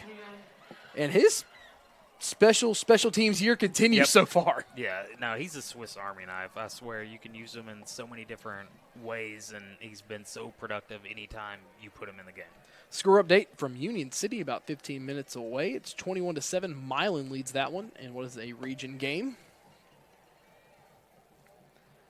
Corey Wells back in at running back. Asa Barnes tried to sneak his way on the field, and Coach Matt McConnell told him to come back, and you can see it. I think Asa Barnes tonight might be a little bit done. Yeah, it may be done. He came off almost like how I would have, almost pouty looking, like, Coach, come on, let me play. You can tell he's got a smile on his face, though. Yeah. He's a great young man. Simpson over the middle to Dantes Joy, and Dantes Joy, it's going to be breakaway speed. Dantes Joy will take this one 77 yards to the house on the play. First play of the drive, and Dantes Joy with the first response security services touchdown from 77 yards out. Yeah, it's tough. It's what we always say, pick your poison.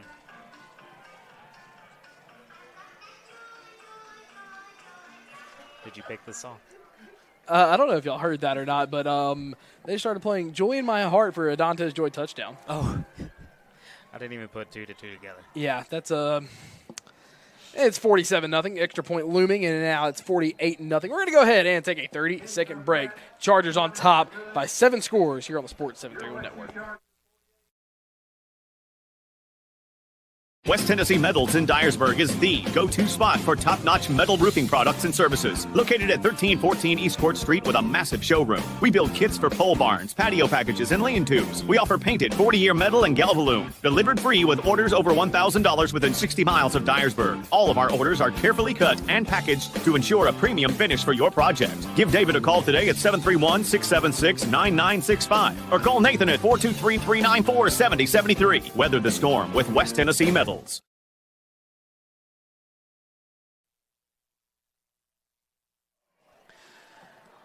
Welcome into the Winstead Real Estate Land Company broadcast booth. If you are just tuning in, it's been all Westview. 7 touchdowns on the night.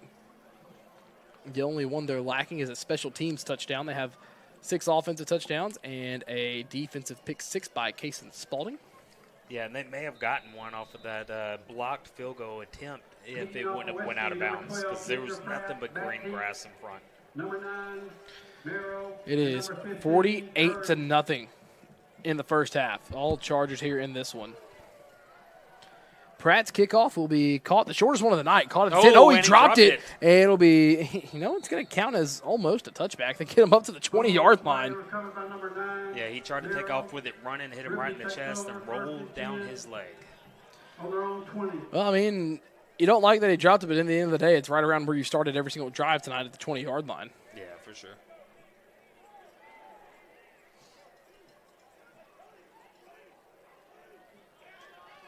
So here comes the Ripley offense back onto the field. More 7 taking place. And, yeah, we're going to start seeing the mass flurry of substitutions for Westview here in the second quarter.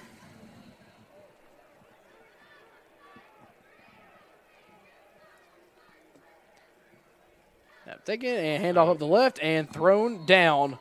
Suplex style on the tackle for Westview. Carson Lifsey.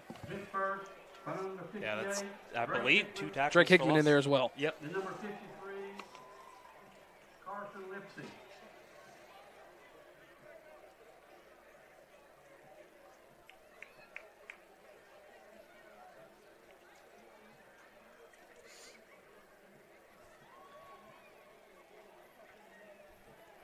Second down and 10. 4:15 to go here in the first half. Play clock down to 10. 2 receivers to the right for the Tigers. Pearson to the right of Diaz in the backfield. Diaz takes a snap, rolls out to his right. It'll be a quick screen pass to the right. And Kason Spalding, he's going to not be able to make the tackle, but chase down on the 40. A tackle that will be Tyler Dunphy on the tackle. On the play for Ripley, it'll be Calvin Holloway. Yeah, we may see a few of those because you have backup people in. And yeah, you still have some of the starters out there. You have some of the starting secondary out there. You still have Messiah Ward, C.D. Dameron, Kason Spalding. He can be thrown into that starting role. He plays a lot of snaps on this Charger defense as well. Still got Corey Wells in there as well, along with Jackson Couples. We're starting to integrate a little bit more and more. Up the middle, and this time, there's Carson Lifsey again. Called him and Stooksbury's name a lot also in on the tackle. Looks to be Kingston McClure as well. Lifsey, and he'll drop him for loss of 1, 2nd and 11. Carson Lifsey and Noah Stooksbury, 2 names that we have called at a high volume tonight. Yeah, Carson's been on, I believe, 3 tackles for loss. He's been involved in them. 3:02 to go here in the first half. JCM up on Gibson County, 28-0 in the second quarter. That'll be a keeper by Theus to the right side. Theus, he's going to be dropped by Corey Wells. Also in there giving chase Mixon McDaniel, but Corey Wells, the closing speed from the linebacker spot. Yeah, it's tough. Big loss. Sideline to sideline, these linebackers, they can cover it. And 17. 3rd down and 17 upcoming. Under 2.5 to go here in the first half. Chargers up by 48.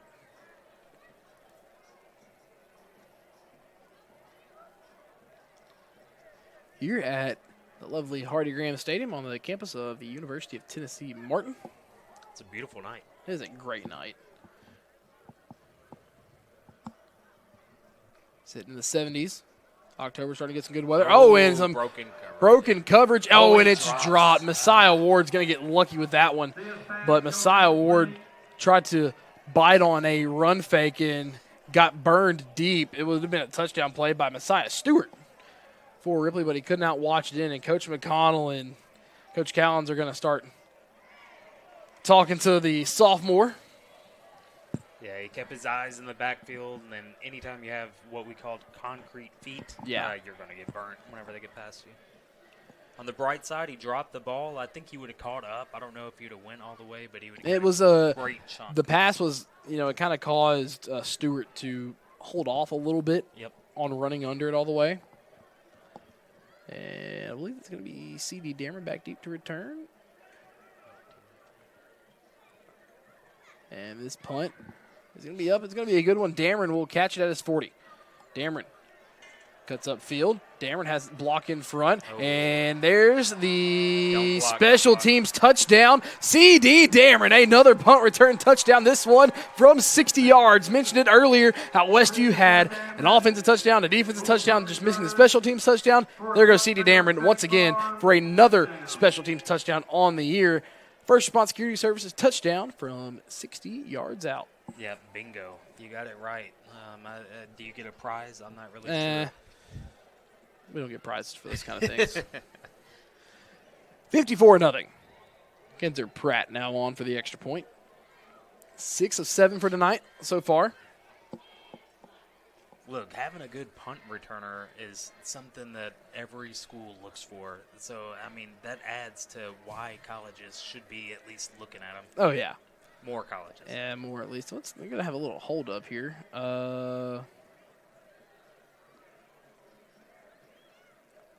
I believe we didn't have a kicking ball out there. Yeah.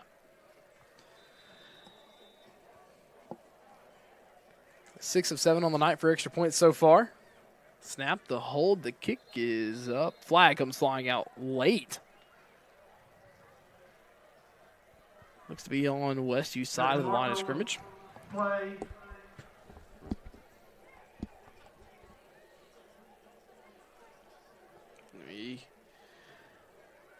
Offsides on Ripley. Are they going to let it stand, or if it always decline, extra point? No, they're going to make him redo it.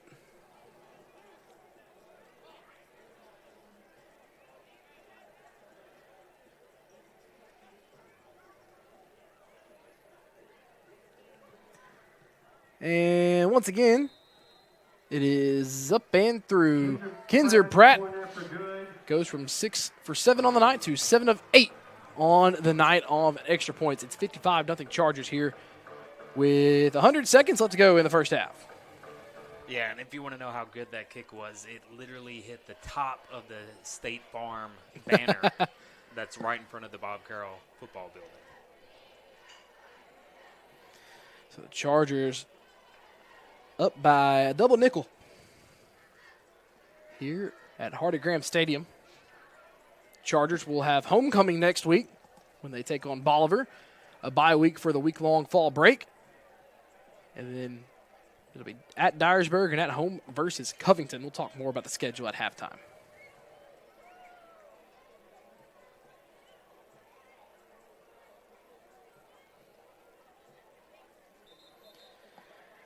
Flurry of action here late in the second quarter.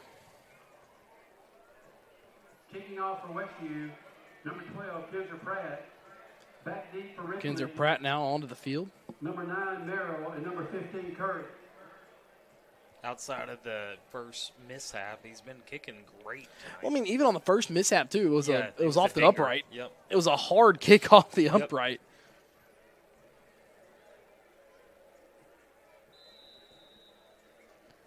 55-0.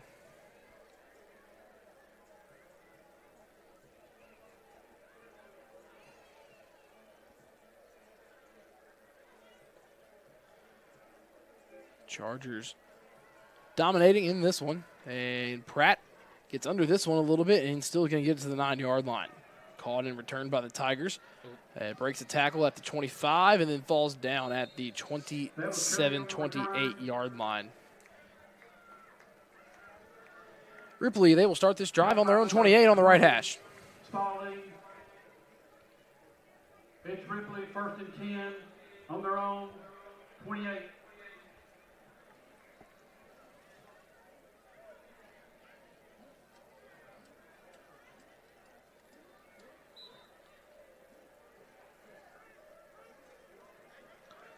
So first down and 10 on the 28-yard line. Ripley will have two receivers to the left on the right hash. Diaz will hand off. This will be to Pearson. Pearson finds another gap, and Pearson's been running hard all night. Dunphy and Spalding And Messiah Ward's got to be a little careful. A little extracurricular at the end. Corey Wells going to talk to him about that one. Can imagine Messiah's a little frustrated. Gave up the busted coverage earlier. Was thankful that it was dropped. And Ward will be subbed off. Tayshawn Walker will come back into the ball game.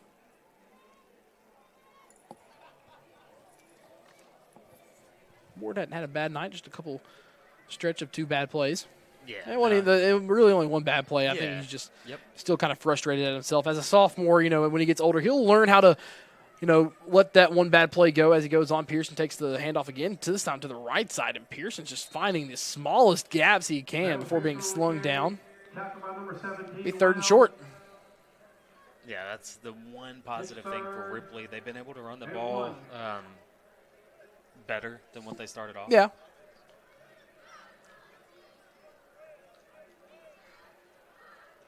Still with 20 seconds left in the first half, you're just trying to get out of there. Yeah, 3rd down and 1 with 15 seconds. They don't have to run another play. They do get the ball to start the second half. 2 receivers to the right. Diaz will take the snap. Will hand off to Pearson. Pearson will be hit behind the line. I believe he works his way back up to the line of scrimmage, but that will be all she wrote for the first half. All Chargers in this one as they score 8 touchdowns and they lead 55-0 over the Tigers here in Week 7. Westview looking to gain another district win and keep their record perfect on the year. It's 55-0 as we will step aside for a 60-second break as we head to the halftime locker room on the Sports 731 Network. Ready to kickstart a career that'll take you places? Roadrunner Driving School is here to help you earn your CDL and hit the road in the right direction. Located at 106 Industries Park Drive in Sharon, Tennessee, Roadrunner Driving School offers an in-depth hands-on training curriculum that prepares you for an exciting career in the trucking industry. Learn how to drive a Class A commercial vehicle today. Call us at 731-456-2008 to earn your CDL in just 3 weeks. Let Roadrunner Driving School put you in the driver's seat. Crave Restaurant in Martin is a unique eatery that specializes in nutrient-dense foods, high in protein, low in calories. Try our protein bowls, cauliflower barbecue chicken pizza, pepperoni pizza, and much more. Meals are prepared with fresh ingredients Monday through Friday from 10:30 a.m. to 2 p.m. and 4 p.m. to 7:30 p.m. Order online through the Toast app for easy pickup or have it delivered through DoorDash. Call it in at 731-281-4865 or dine in at 129 Neal Street. Crave. Taste the difference.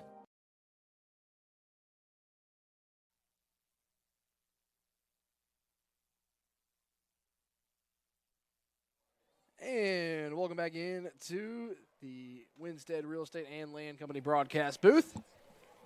My name is Jared Davidson, and alongside me tonight, Josh Greer, as it has been all Chargers in this one, 55-0. They've scored 8 touchdowns. And before we get going into the full breakdown, let's go ahead and give you the scoring summary from that first half. It started off, early, only 23 seconds into the ball game. Simpson found Asa Barnes for a 29-yard touchdown as Westview took a 6-0 lead.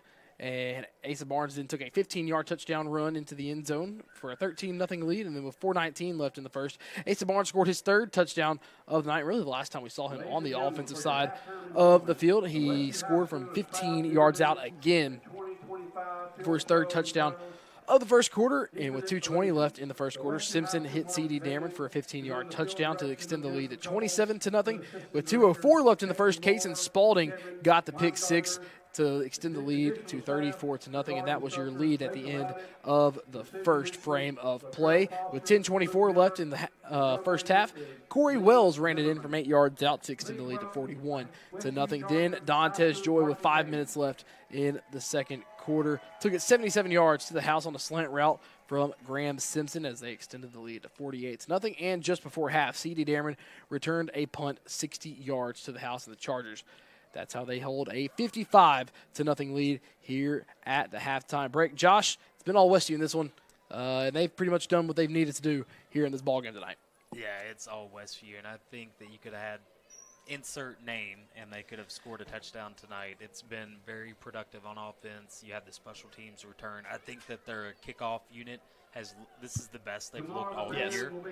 They've been able to keep them inside the 30 every single time, and they've been able, heck, they've kicked it off, 8 times? Yeah, kicked it off 8 times, and they've stayed in their lanes, and Ripley has not started beyond their own 30 here tonight. Yeah, so keep doing what you're doing. I know we're going to see a lot of young faces coming out in the second half, or eventually in the second half, depending on when Coach wants to pull the subs, but I expect more of this offense to run like it has before. We've seen what Corey Wells can do whenever he gets some touches. And, Haskins, as a young freshman, I really have enjoyed watching him play. Yeah. He's a very skillful young man, so it'd be interesting.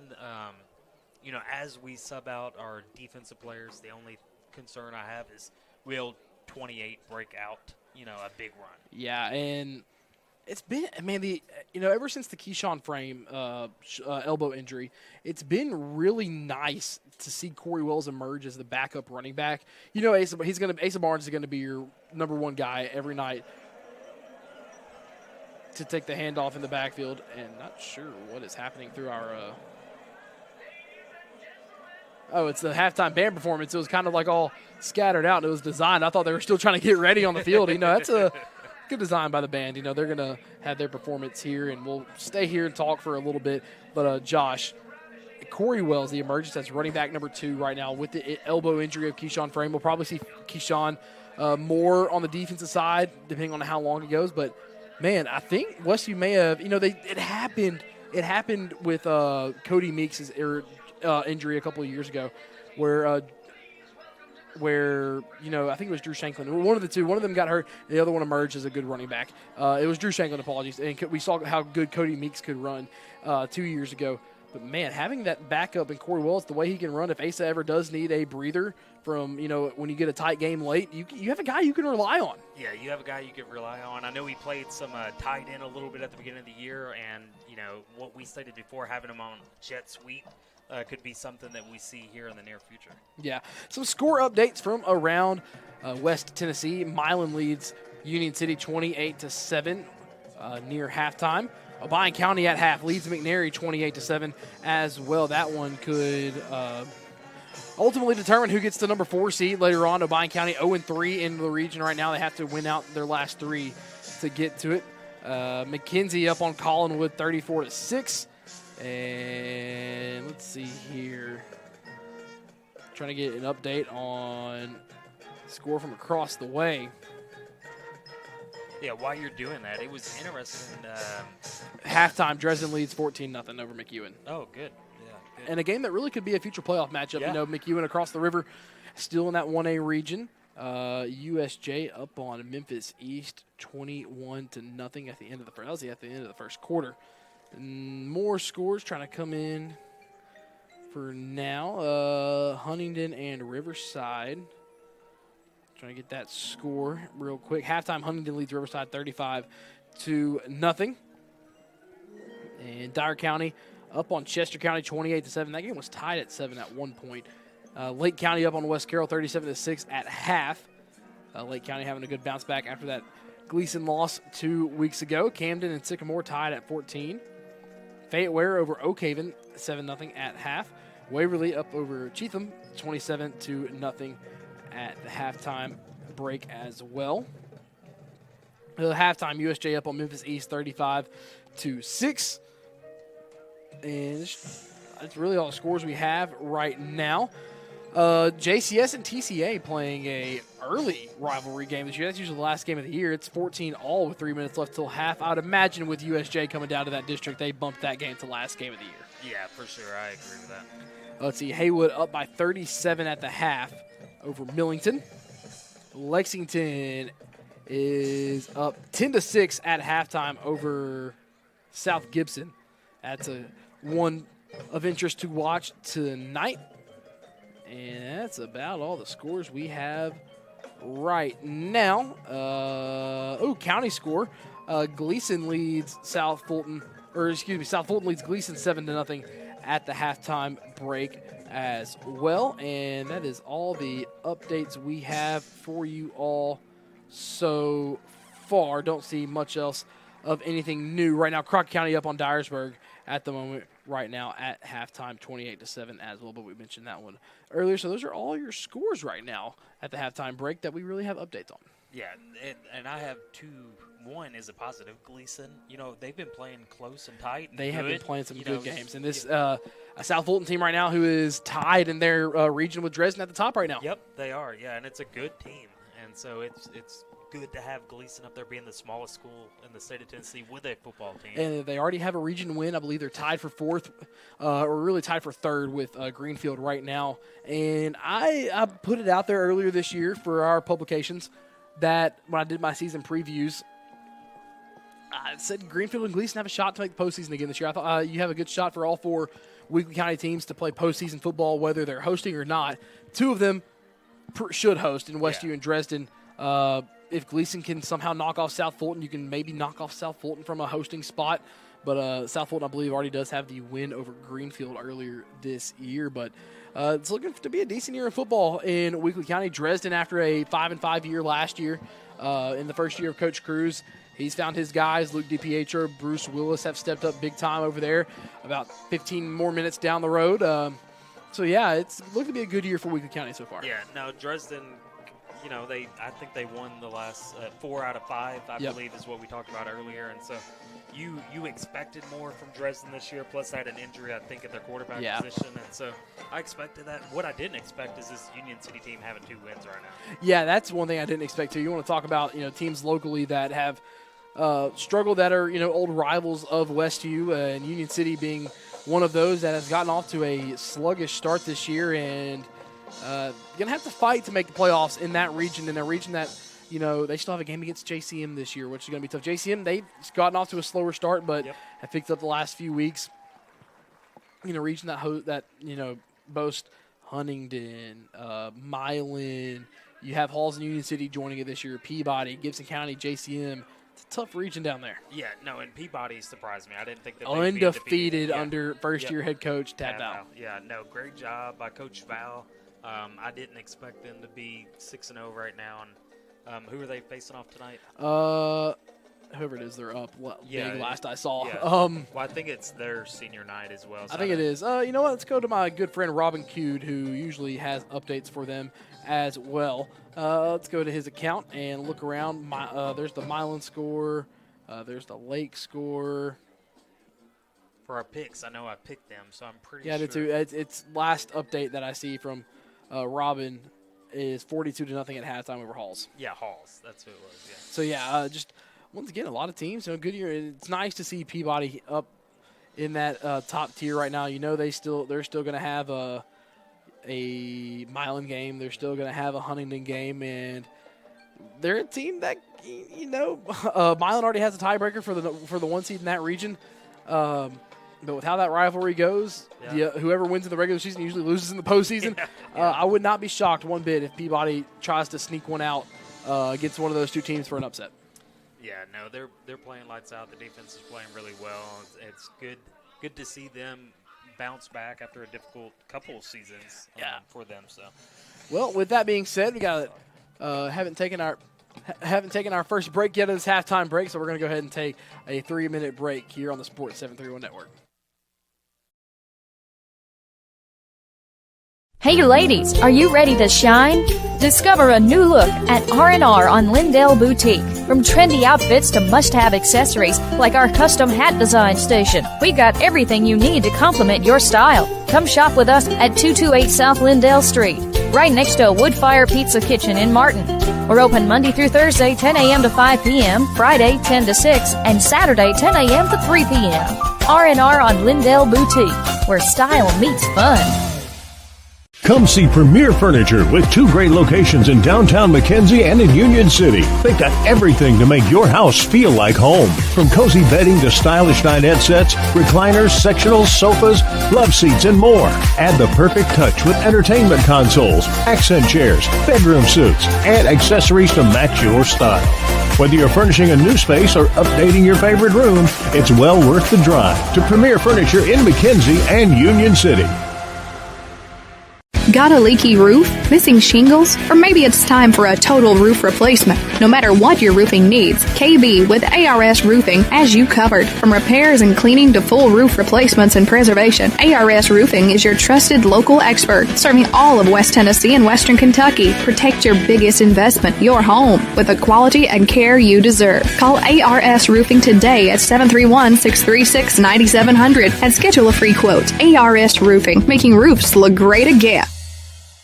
C.R. Wilson Lumber and Supply has just what you need for your next home upgrade or big project. From durable Trex composite decking to sleek Marvin windows to semi-custom cabinets that fit your style and budget. C.R. Wilson Lumber and Supply has Traeger grills for your weekend barbecues, Milwaukee tools for the job site, Valspar paint to refresh any space, plus culverts, lumber, hardware, and so much more. C.R. Wilson Lumber and Supply. Call 731-341-4408 or stop by 8487 Highway 22 in Dresden. Hey folks, if you're considering buying or selling your home, listen up. Winstead Real Estate and Land Company is West Tennessee's #1 choice for buying and selling real estate. From spacious family homes to large land tracts, they have the expertise to skillfully help you maneuver the market. Winstead Real Estate and Land Company is your full-service home solution, every step, every detail, all in-house. So why wait? Visit Winstead Real Estate and Land Company in Martin, Tennessee, or at winsteadrealestateandland.com, where you can always expect the very best.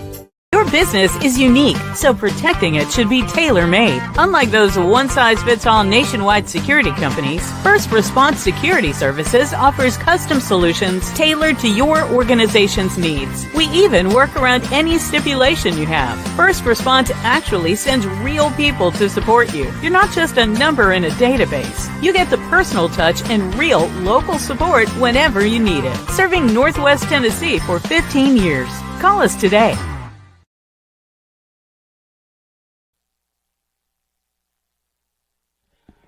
And back here on the Sports 730 Network, when we have a quick minute, we're just going to preview the second half. Second half, it's going to be a lot of second-string guys for Westview here tonight. And overall, this game's pretty much in hand for Westview. It's 55-0. The Chargers back out onto the field, warming up. 2 minutes are going to be added to the clock. We're sitting at 35 seconds again here. So we are going to go ahead and take our next break here on the Sports 730 Network. We'll start the second half. Ripley will receive the kickoff here in about 3 minutes on the Sports 730 Network. Celebrating 45 years in business, E&H Refrigeration is your trained comfort specialist. We are Northwest Tennessee's heating and cooling experts with locations in Martin and Paris. If you're in need of a new Trane HVAC system, we have you covered. Give E&H Refrigeration a call today in Martin at 731-587-9675 or in Paris at 731-407-9121. Let us bring you comfort you deserve with the quality you count on. E&H Refrigeration, your trained dealer. Skyhawk Rentals offers a versatile management style covering both residential and commercial properties, as well as offering combined sales and property management services. If you're an owner looking to address your real estate and property management needs, we're it. If you're a tenant in need of an affordable space to live and work, we'll help you find your nest. As the largest property management company in the area, we'll work hard to meet your needs and provide superior customer service. To find out more, call Skyhawk Rentals at 731-587-2937 or stop by 224 South Lindell Street today.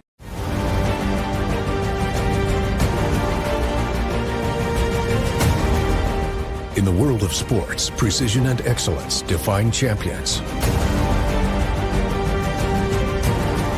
Dynamics Physical Therapy is dedicated to enhancing athletic performance and preventing injuries by serving schools and their athletes. Elevate your game with Dynamics. Visit dynamics.life to learn more. Weekly Ford Nissan has been in business for over 60 years, showcasing the complete line of Ford vehicles like Ford Mustang, Bronco, Explorer, Escape, Expedition, and Ranger, and F-150 trucks. Plus, you'll find the full line of Nissan vehicles, such as the Nissan Versa, Sentra, and Altima sedans, plus Rogue, Pathfinder, Murano, Kicks, and Frontier trucks, and a great selection of pre-owned cars, trucks, and SUVs. Weekly Ford Nissan offers their warranty forever on all new and select pre-owned vehicles. And, of course, their complete parts and service department. Shop online at weeklyauto.com or visit 841 North Lindell Street in Martin. Wendell Alexander Realty is the premier real estate expert serving Northwest Tennessee with a deep-rooted commitment to excellence and local knowledge. Founded in 1985, we understand the unique needs of our community because we live and work here. Combining local expertise with high-end marketing techniques, we ensure your property stands out in the marketplace. Trust Wendell Alexander Realty to deliver exceptional service and results. Contact us today at 731-281-1220 to experience the difference. If you're looking for a place to sit back, relax, and have some fun, check out the Hawk's Nest in Martin. Each week they have weekly specials including $2 tacos on Tuesday, both beef and chicken. Also on Wednesday, check out the best wings in Weakley County with 50-cent wings at the Hawk's Nest. Thursday karaoke and also deals on pizza and many other food items. Also on Friday and Saturday night, be sure to check out live music, DJs, karaoke, and more. And don't forget, folks, they're open on Sunday, so be sure to stop by and support your favorite teams as all the games will be on the tune at the Hawk's Nest. 105 Church Street in Martin.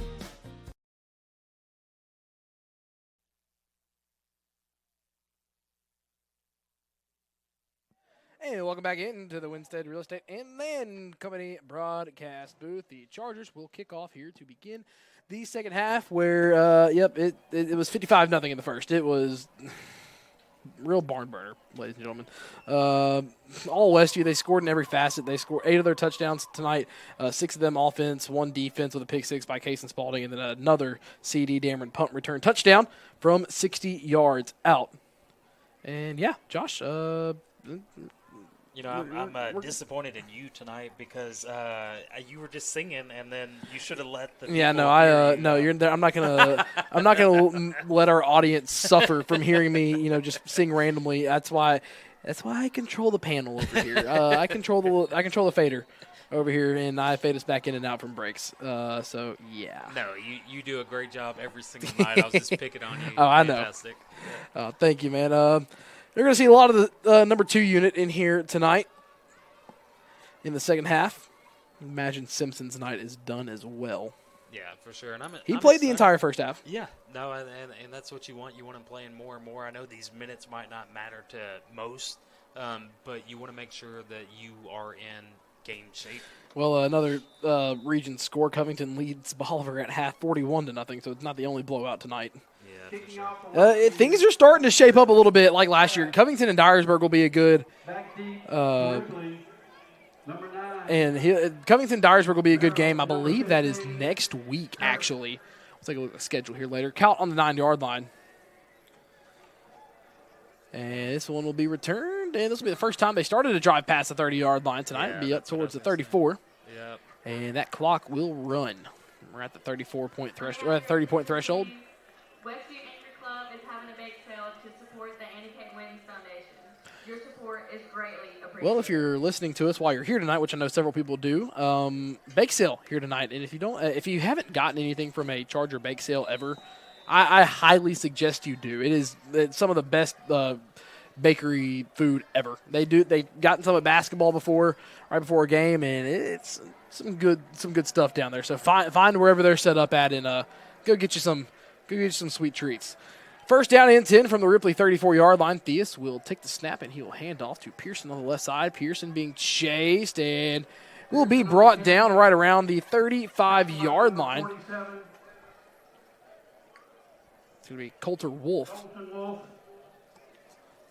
on the tackle. Second and 10, Ripley. Yeah, he did a good job scraping over top. He read it well. He knew he was going outside, and it's fit. It's the JV unit out there now for Westview. For sure, and this is the good thing about playing on this team. You will earn some minutes if you are out there practicing full speed and giving it all you have. Also, too, if the first team unit's going to do this every night, you're going to get some playing time throughout the season. Yep. Was brought up, shout out to as Theus gives the toss here to Pearson. We'll let this play go out before that thought is. Pearson's going to find the edge. Pearson has enough for the first down. He moves the sticks and is shuffled out of bounds. And that's what I was afraid of in the first half, mentioning having this backup group. 47 does a good job. The first play, the second play, he just misses on a breakthrough arm tackle. No, I completely forgot what I was talking about. Oh, yeah. There was a conversation on Facebook earlier this week about, someone who covers West Tennessee very well, the West Tennessee Athletics high school athletics page on Facebook. Yeah, great page. Covers every school in the 731 pretty much, and provides great coverage for these student athletes. Simpson's stats were posted. His career stats of being over 5,000 yards, and someone posed the question of, how many full games has he played? And I went back and did the research a little bit. And another timeout by Jordan Gardner here. We're going to keep it right here to continue this little conversation. Can I make a guess? Yeah, you can make a guess, before tonight adds one to that, obviously. You'd imagine you'd see Colin Haskins to start this second half. But there were, Westview's now 5-0. So, there were 20 games played in Graham Simpson's career so far. 15 in year 1, 5 so far in year 2. How many games has Graham Simpson been pulled before the first, or has been pulled at halftime or earlier? I was going to guess that he played 8 complete games. 10. 10. Last year he got pulled in 8 at halftime or before, and this year he has been pulled in 2. Now I'd assume it's going to go to 3. Played the entire Mace game, played the entire Marshall County game, got pulled against McNary and O'Brien County. Played obviously all of last week in a 37-34 contest. Marshall County game, though, rained out, right? He played the entire time. He played the entire length of the ball game. Yes, they called it early in the fourth quarter with about 6 minutes left. He said that he wasn't going to be let out. They're going to let him sling it a few more times. Hand off to Pearson to the left side. He's going to fall forward to the 46 of Westview. Inside of Westview territory for just the second time tonight. But, yes, Simpson has played before tonight just 10 full games in a Charger uniform. Now tonight it's going to be make that still 10. He's going to be pulled in 11 of the games. And I think I dove a little bit deeper into it as well. In 60 total quarters. In 60 total quarters. 80 total quarters, apologies. He has played 59 of the total quarters. Wow. Yeah, he has not played in 21 of 80 quarters in his high school football career. Now you can probably add 23 to that total now out of 84. Diaz will toss it to Pearson, and Pearson is going to be wrapped up in the backfield before being slung forward. And in on the tackle again was Coulter Wolf. Yeah, Pearson's still wanting it. He's running hard. He's getting the edge a couple of times, but Westview's doing a good job of keeping him in front of him. See, that's Ben Drury who got his number changed tonight to the black jerseys.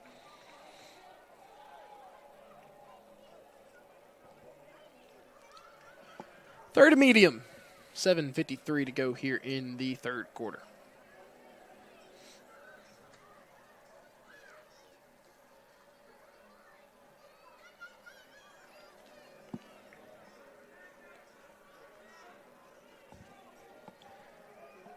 Diaz will take the snap, and he will hand off again to the right side to Pearson. Pearson can't turn the corner fully.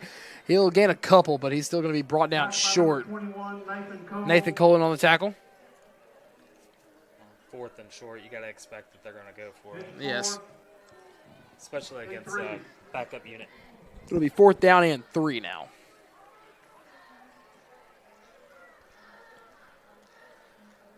Let's see this backup unit make a play. This would be good for them. And South Gibson has taken a 13-10 lead over Lexington. Wow. Gleason, they trail South Fulton 14-0 at the end of the third. Still a chance for Gleason to make a comeback in that one.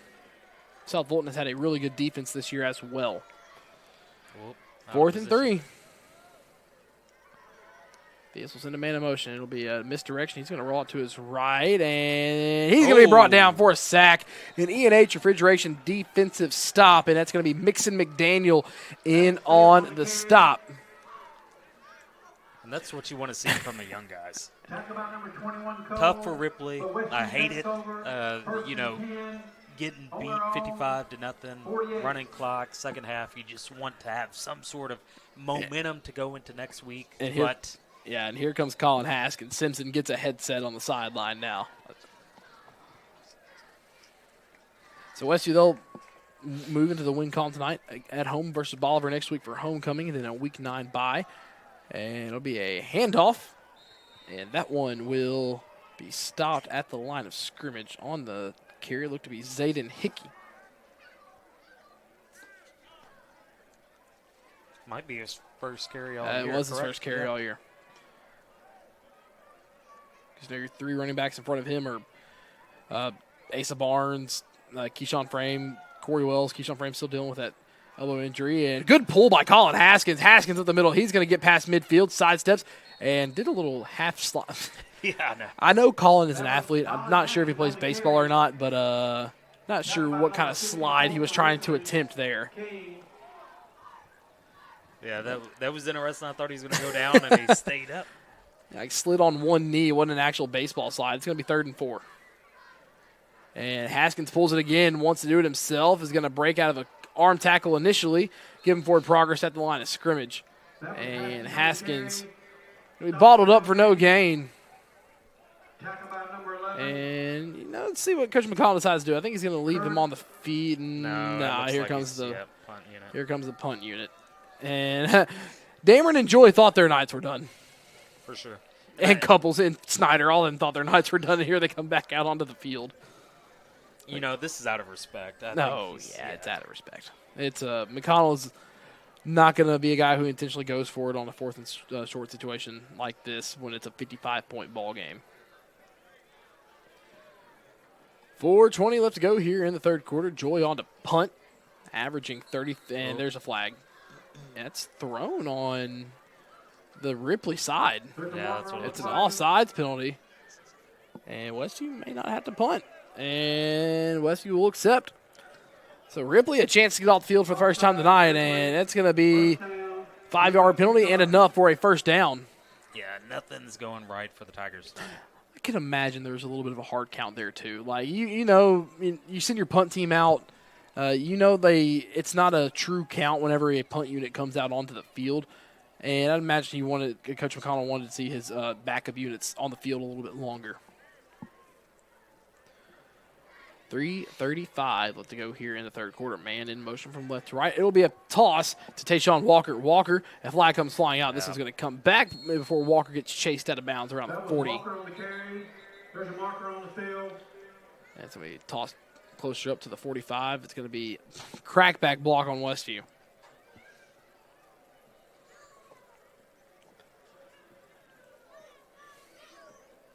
Student section staying put. Still a good crowd. Blindside block, Westview.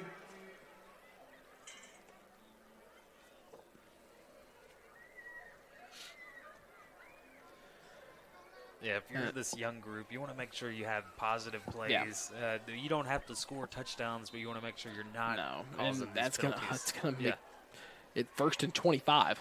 Yep. First real bad penalty we've seen for Westview tonight. Haskins will drop back to pass for his first time tonight. Goes on the out route. It's going to be caught by Kaysen Spalding. He's going to almost get all that penalty yardage back. Looks to be a 12-yard gain to make it 2nd down and 13. Yeah. It is not Simpson, our great PA announcer. Great throw and catch, though. Great throw and catch. It's going to be 2nd and 13. Good pass by Haskins. His 6th completion of the year was 5 of 7 on the year coming into tonight. It's going to be a handoff as it's going to be a gain of 1 for Zayden Hickey. 3rd and long.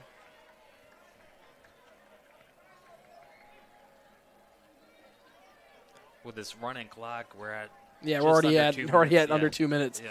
For a first quarter that took 40 minutes at 7:40. It's 8:40, and we're almost done with 3rd. Yeah. Man in motion, that will be Tayshawn Walker. Haskins will drop back to pass. It'll be a screen. It's going to be caught by Hickey. Hickey has a blocker in front, side steps, still on his feet. He's going to be taken out of bounds right around the 35. Be about 3 yards short. Tackle by number 9 for Ripley. And now you're in a spot where you can't really punt it. Yeah, I know. Yeah. It's 4th and 3. 4th and used to be a long 3. It's more like closer to 4th and 4. Yeah, that's what my eyes say too. Hickey to the right of Haskins in the backfield. As we approach 60 seconds, Haskins will drop back to pass. He's going to go deep to the corner. Has Walker, and Tayshawn Walker makes the catch and goes into the end zone. What a ball by Colin Haskins. Some of that pregame coaching paid off, as it's going to be a 36-yard touchdown strike. great throw and catch. If you're watching this game, that is a freshman throwing the ball.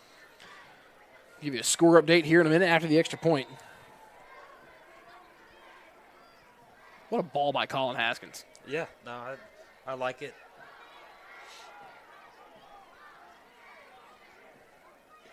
Oh, now they need some folks out there. Yeah, they do. Dameron's just going to get out there to make sure they have 11. Yeah. Extra point is up and good. And 62-0, Kidser Pratt. 8 of 9 on extra points now. We're going to take a quick 30-second break here on the Sports 730 Network. Cold mornings, hot showers, wet jeans, warm dryers. West Tennessee Public Utility District has you covered with natural gas water heaters and dryers for sale. No big box chaos, just local, reliable, energy-saving comfort. Call 731-986-8289 to find your perfect match. WTPUD, where comfort meets community.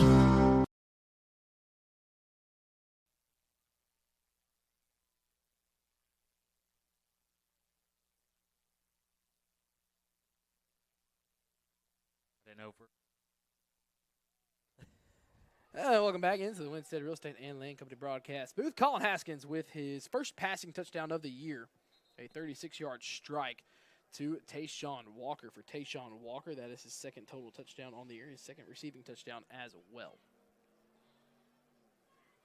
Score update, Lexington has taken a 17-13 lead. This one's getting interesting down in Lexington in the game against South Gibson. Who'd you pick in that game? I believe I picked Lexington. Yeah, I picked Lexington as well. I knew it was going to be close. South Gibson's played lights out lately. I think they've done really good. They could have probably snuck by and got a win against Milan. A couple other games, I thought that it was pretty close. Yeah. Let's see. It was a 1-yard touchdown run. There's still 4:15 left in the third in that one. So still a lot of ball game left. It's a pivotal region matchup at the 4A ranks between Lexington and South Gibson.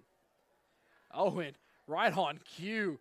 This one getting crazy in the third quarter. 2:54 left to go in the third quarter, and South Gibson took a 20-17 lead. And, man, Jaden Reed took that one in. If that one has any stream, go find it. It's going to be a fun finish down in Lexington. Back here to the action at Hardy Graham Stadium. The kickoff return is taken past the 25-yard line, and Ripley will start this drive on their own 28.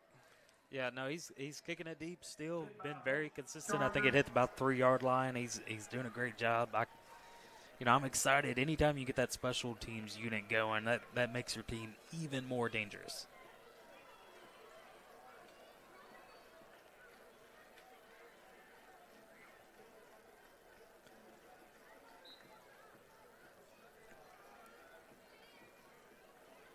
I can imagine they're just going to let this run out, but maybe not. They're coming up to the line pretty fast. 3, 2, 1. Theus will not get the snap off in time. That'll be the end of the fourth quarter. It's 62-0. The Chargers lead. We got 12 more minutes of game action here, but we're going to go ahead and take a 60-second break here on the Sports 730 Network. Supporting Westview High School athletics, the Color Shop family of companies is here for you. Since 1977, Color Shop has provided the top-of-line flooring and paint to the community. Color Shop Construction specializes in new and remodels in commercial and residential spaces. And when life throws you a curveball, like a leak or natural disaster, Color Shop Restoration is ready with expert staff and the right tools to get you back on track fast. The Color Shop family is proud to serve Martin and the surrounding areas for over 40 years. Go Chargers! Ready to kickstart a career that'll take you places? Roadrunner Driving School is here to help you earn your CDL and hit the road in the right direction. Located at 106 Industries Park Drive in Sharon, Tennessee, Roadrunner Driving School offers an in-depth hands-on training curriculum that prepares you for an exciting career in the trucking industry. Learn how to drive a Class A commercial vehicle today. Call us at 731-456-2008 to earn your CDL in just 3 weeks. Let Roadrunner Driving School put you in the driver's seat.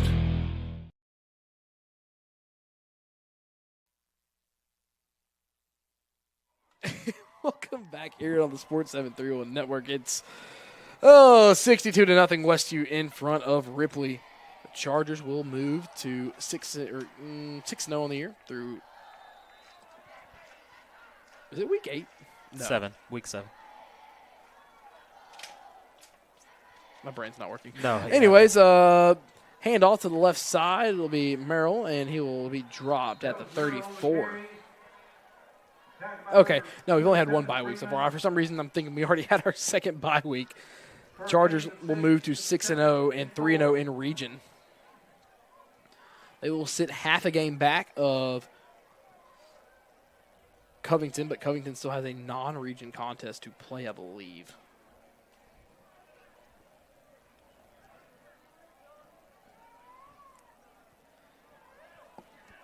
Second and 4 for the Tigers. They go left to right, ball spotted on 34. They have to get to the 38. This will toss to the right side. Merrill will sidestep again. He's going to be right at the yard marker to gain. Looks like he got it. Yeah, I believe he's going to move the sticks with that one. Yeah, there was an over pursuit by the guy at the end. They'll move the sticks, first down and 10 for the Tigers. Starting to get a little chilly outside, too. It is, yeah. Starting to feel the breeze. Yeah, it feels like fall. Finally in October, finally getting some good weather. If you haven't made it out to a game this year, come on out. It's going to be fun. It's going to be fun.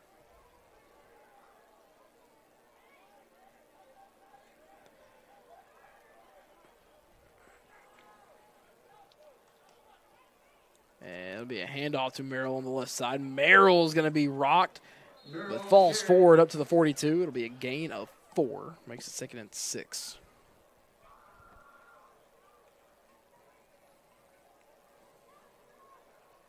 That was Logan Tucker on the tackle. Logan Tucker in on the tackle.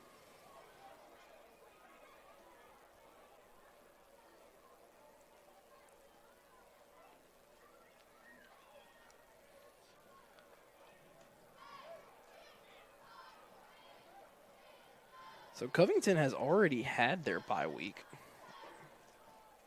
Or unless this is wrong. Snap will be given to Merrill. Merrill on the left side, pass midfield, and caught edge easy, and Colin Haskins chases him out of bounds. No, I apologize. Their bye week will be next week, and then Covington in the last 3 weeks of the year go Dyersburg, McNary, and Westview. So they have, after their bye, they will have a bye week before they play Dyersburg. That will be at home for Covington. Dyersburg down 28-14 late in the third quarter to Crockett County at the moment.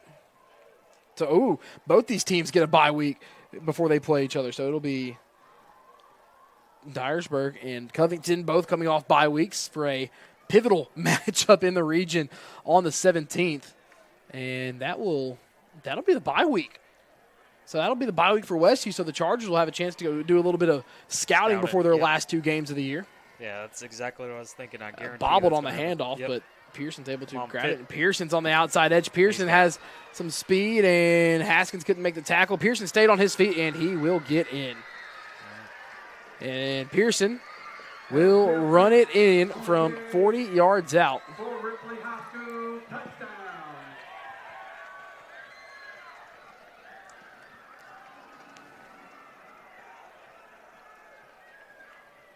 Well, I'll give it to Ripley's fans. They They're very, very supportive. Very supportive. They traveled pretty well, too. Yeah. That'll make the score 62-6, extra point looming, or 2-point try looming. Yeah, you know, they went for a field goal attempt earlier. You would think they would try to kick it to make sure that they can get this, but either way, they're going for 2. Whistles before the play. False start.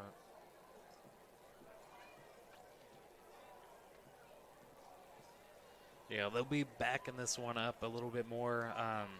Backing up 5 yards. Yeah, but I don't know. We're not able to wrap him up. No, we're not.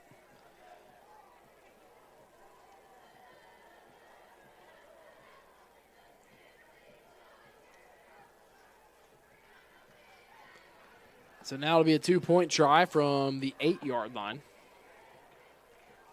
See if they do an inside zone read here and continue it up because they think they can run, or maybe they'll bring someone. Nope. Yep. And they will run it, and Pearson will be bottled up for a technical loss. But Ripley, they do get on the board at 62-6 here with 8:28 to go in the fourth quarter. We're going to take a 30-second break here from the Winstead Real Estate and Land Company broadcast booth on the Sports 731 Network.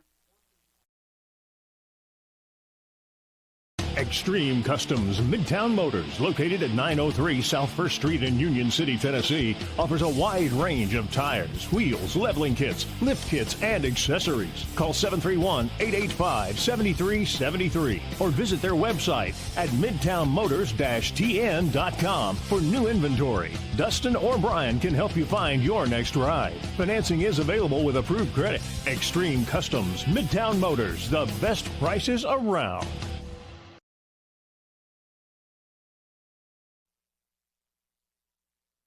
And back here on the Sports 731 Network in the Winstead Real Estate and Land Company broadcast booth, our game day sponsor here today, brought to you by Wendell Alexander Realty and Road Runner Driving School. 62-6, the Chargers lead by 56. Ripley, number 31, Edgar Flores. Edgar Flores will kick off. Number 4, Tayshawn Walker. Tayshawn Walker back to receive along with Casey Spalding and Colin Haskins as well. Miscommunication on Westview as they I was about to say, yep. And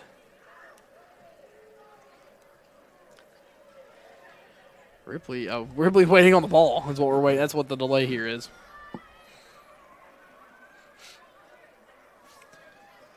Yeah, if I'm Ripley, I'm a little upset. I want to go ahead and kick it. They're out of position. Yeah. It goes on me, not on them. Also, too, Westview just putting out Yeah. just putting people out there and say, hey, you're going to go in there, you're going to go in here.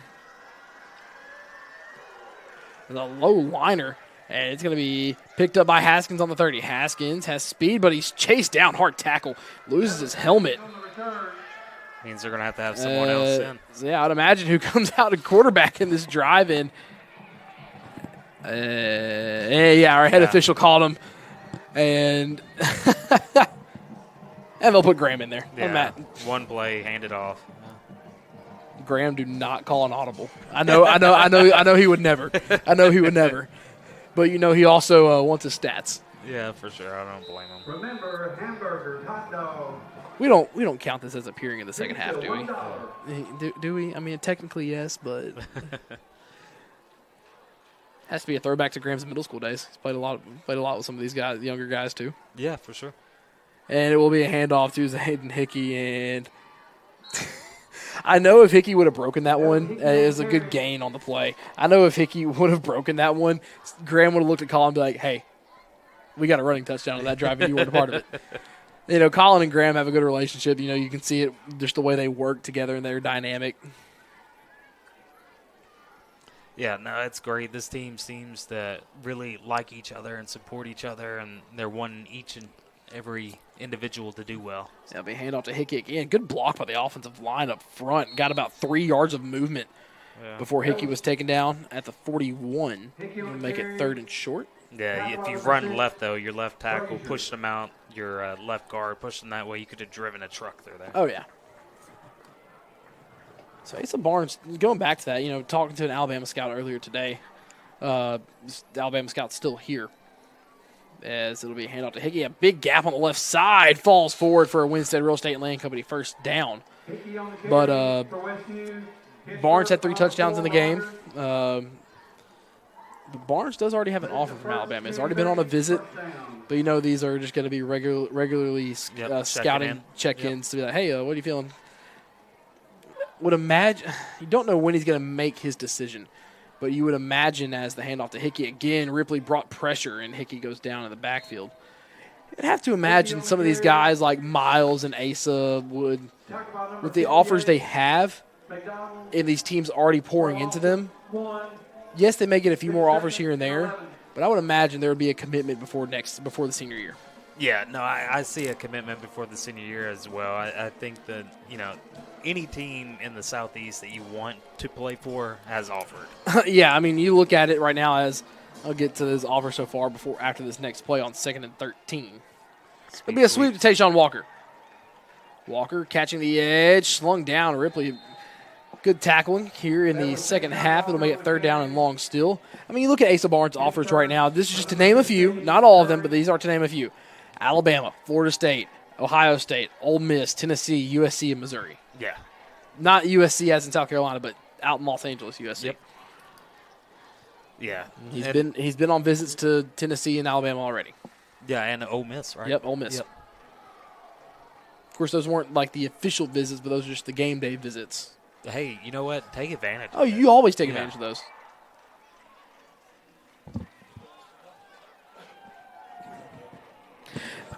Deep pass for Haskins, and that one will fall incomplete on third and long.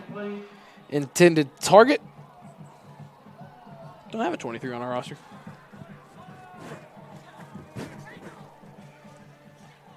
Yeah, maybe with the black jerseys they had a. Yeah, there was two numbers that had to switch around, but.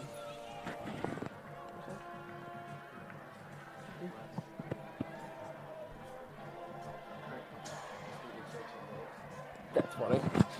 So Westview student section playing a practical joke on the Alabama recruit talking to Graham. Of course, you're in front of the student section and the student band. So what does the band do? Yes, play their fight song, but also starts playing Rocky Top. Gotta love it. 4 minutes left to go in the ballgame.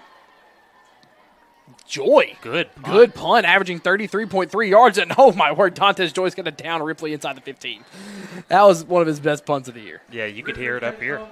Good strike. Got a little bit of a close game over in Union City as Adrian Crawford scored from 5 yards out. Extra point wasn't good, but they cut the mile and lead to 28-13 with still over 3.5 minutes to play in the third quarter.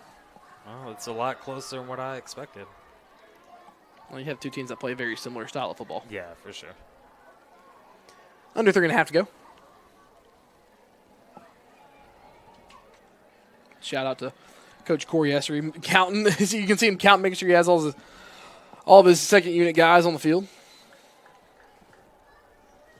I'm going to pause for a brief station identification here in a moment after this play.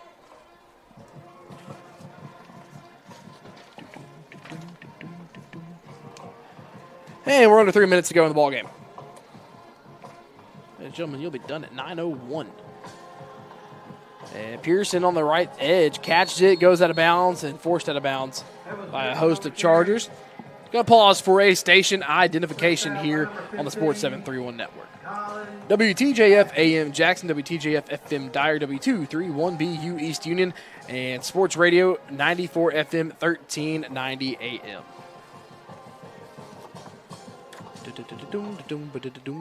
And Wesley's going to make more substitutions. Hey, let everyone play. You're up 62-6 with the running clock. You're going to, you're 2 minutes left. In games like this, it's when you see a longer stats post from Coach Skates the next few days. Pearson up the middle, works his way, knifes his way through the defense, falls forward well enough for the first down. Gain of about 8 on the play up to the 29. And we appreciate it. He does a great job. He does a great job. Makes our broadcast easier.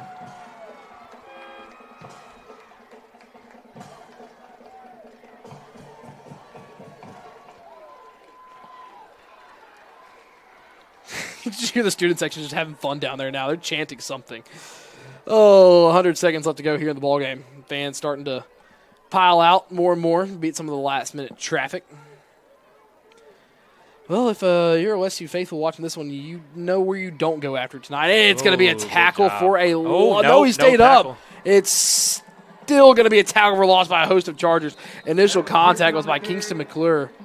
And if you were McClure, you're probably sick to your stomach. You wanted that one. Yeah, you wanted that one. Right there. He had the gator roll, but the young man rolled out. Well, if you're a fan who likes to get dinner after a game stops somewhere and you're leaving now and you want cookout, you might want to go to cookout right now. The Westview, Westview students, that's their hangout spot on Friday nights after games. Yep, good, affordable. I like their chicken quesadilla. Oh, yeah. They can get a good little tray as well. Yep.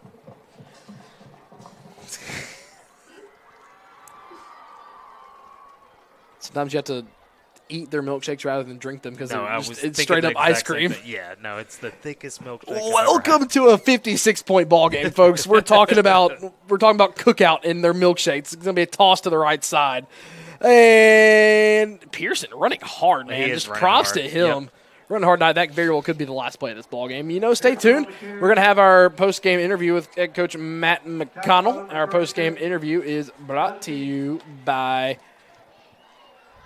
Town and Country Dry Cleaners. We'll also give you our ARS Roofing Player of the Game later on as well. And they don't have to run another play. They're going to rush to the line of scrimmage. Well, you know what? They know that young man's running hard, and they probably want to give him one more carry. Yep. Oh, they're not going to.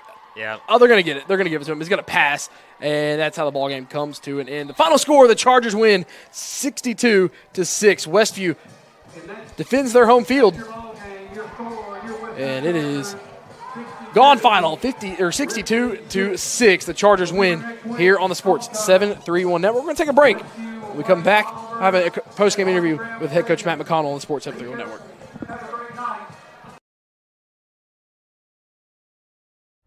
Substance abuse is never the answer. It's time to make healthy choices. Push yourself to new limits.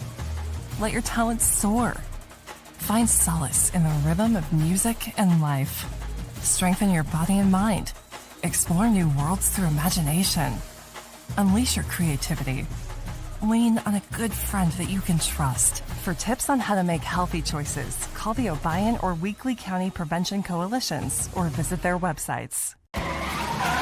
Need reliable auto body repair? Turn to Precision Auto Body, your trusted family-owned shop with locations in Martin, Milan, and Dyersburg. Whether it's a small fender bender or a major collision repair, their expert team has you covered with quality work and fast service.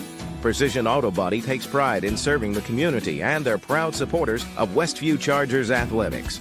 So when your vehicle needs attention, trust the name that puts precision in every repair. Precision Auto Body.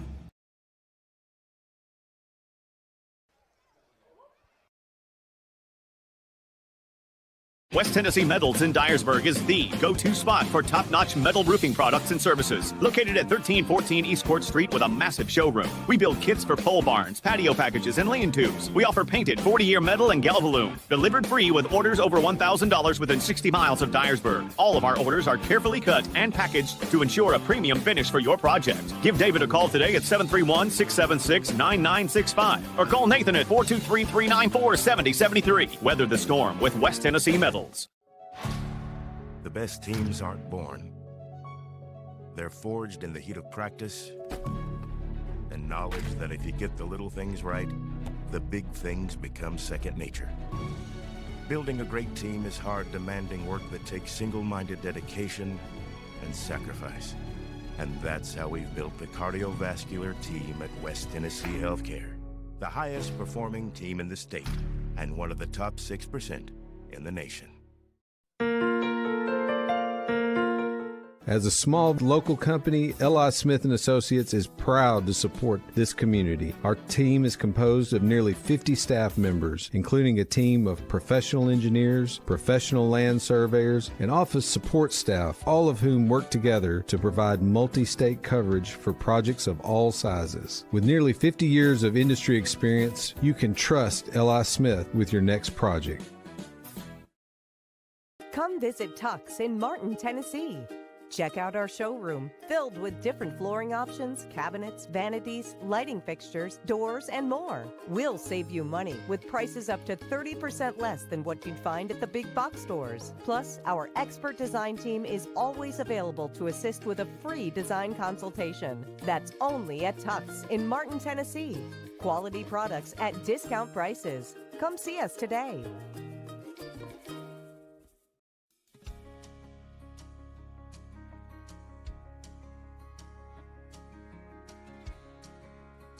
At Winstead Real Estate, we treat every customer like they're the only one. We take the time to find the perfect home or land just for you. Where real estate is done with care and a handshake still means something. Call us at 731-504-8969.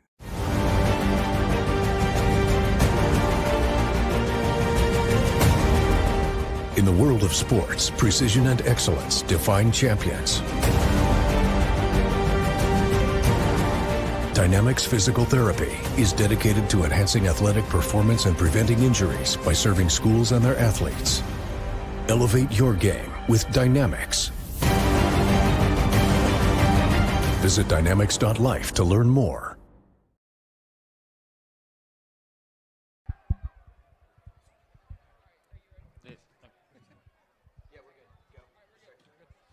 Now down here on the field with head coach Matt McConnell. Coach, 62-6 your win tonight. You said before the game started you wanted to run the ball a lot, and you sure did with Ace Bar tonight. 3 touchdowns in the first quarter. Talk about his performance and your offensive line. Yeah, we definitely challenged them this week, after last week about getting better, and they came out, and they got better at practice this week, and they got better out here tonight, and it showed. So definitely proud of them. We got to continue to get better, every day. That's the challenge to those guys.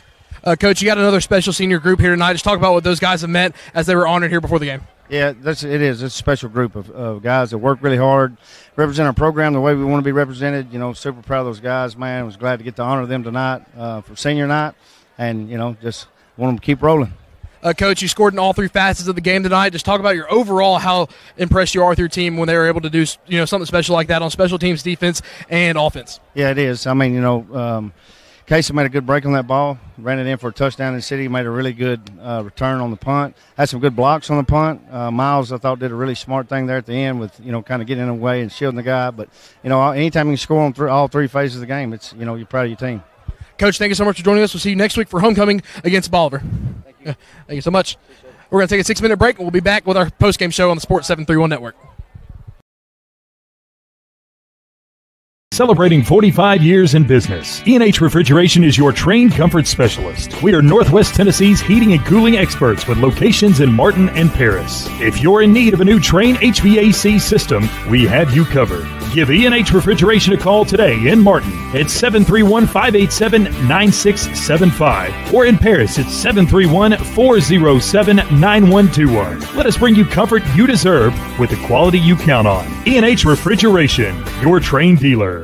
Got a leaky roof, missing shingles, or maybe it's time for a total roof replacement? No matter what your roofing needs, KB with ARS Roofing has you covered. From repairs and cleaning to full roof replacements and preservation, ARS Roofing is your trusted local expert, serving all of West Tennessee and Western Kentucky. Protect your biggest investment, your home, with the quality and care you deserve. Call ARS Roofing today at 731-636-9700 and schedule a free quote. ARS Roofing, making roofs look great again.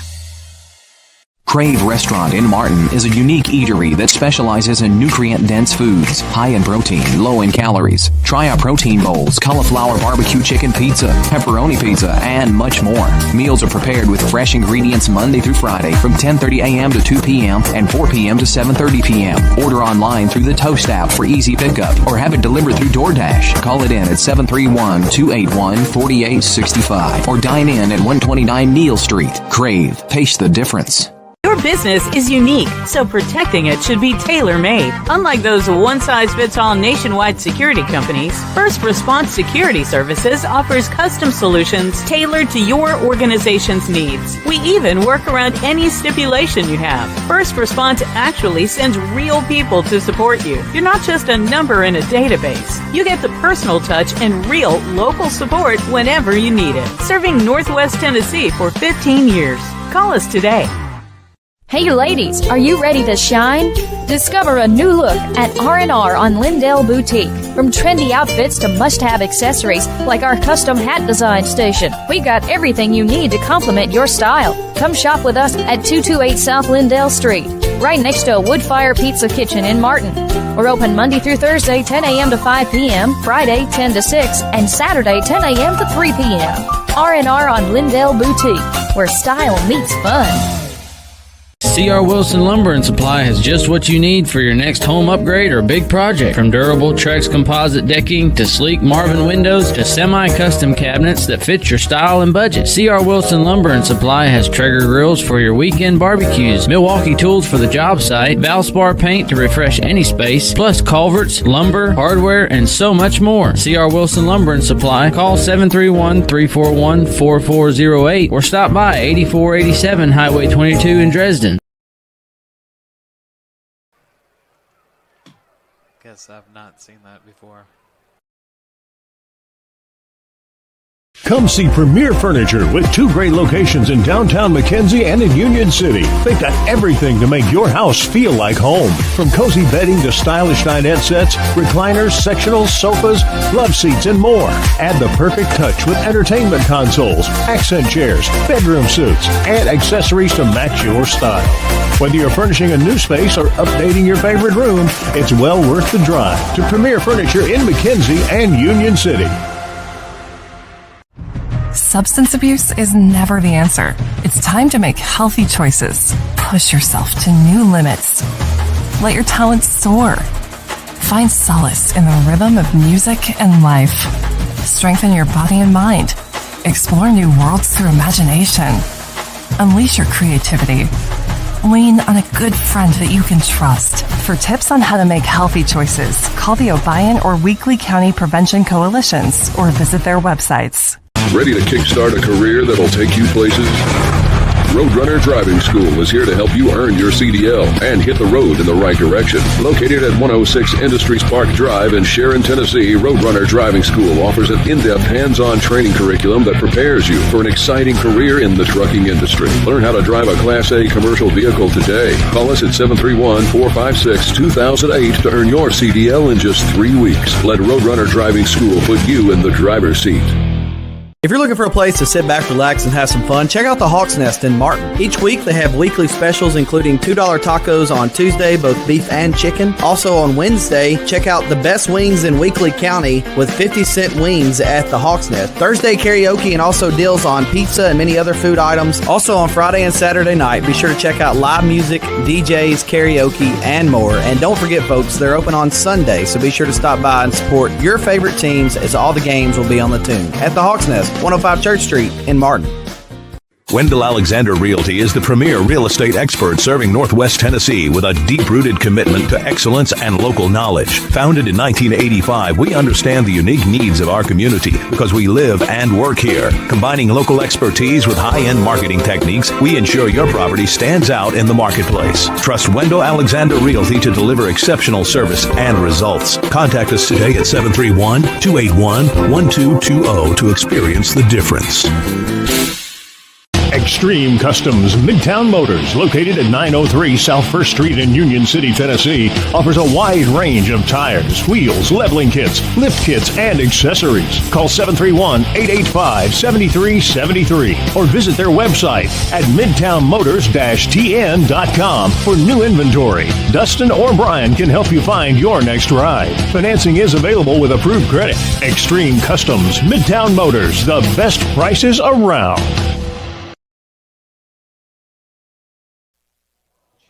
And back here in the Winstead Real Estate and Land Company broadcast booth, Chargers, they win big, 62-6, here to move to 6-0 on the year and to 3-0 in region play. Josh, Westview on the night, offense explosive. You get a defensive score. You also get a special team score. And Coach McConnell said it in the postgame interview. He said CD made a great break on the ball, read all the way. He also really emphasized how well his guys blocked and ran the ball tonight. Yeah, no, the outside guys blocked very well. I was very impressed with that, and I was impressed with the kickoff unit as well. They were able to keep them pretty far back compared to normal.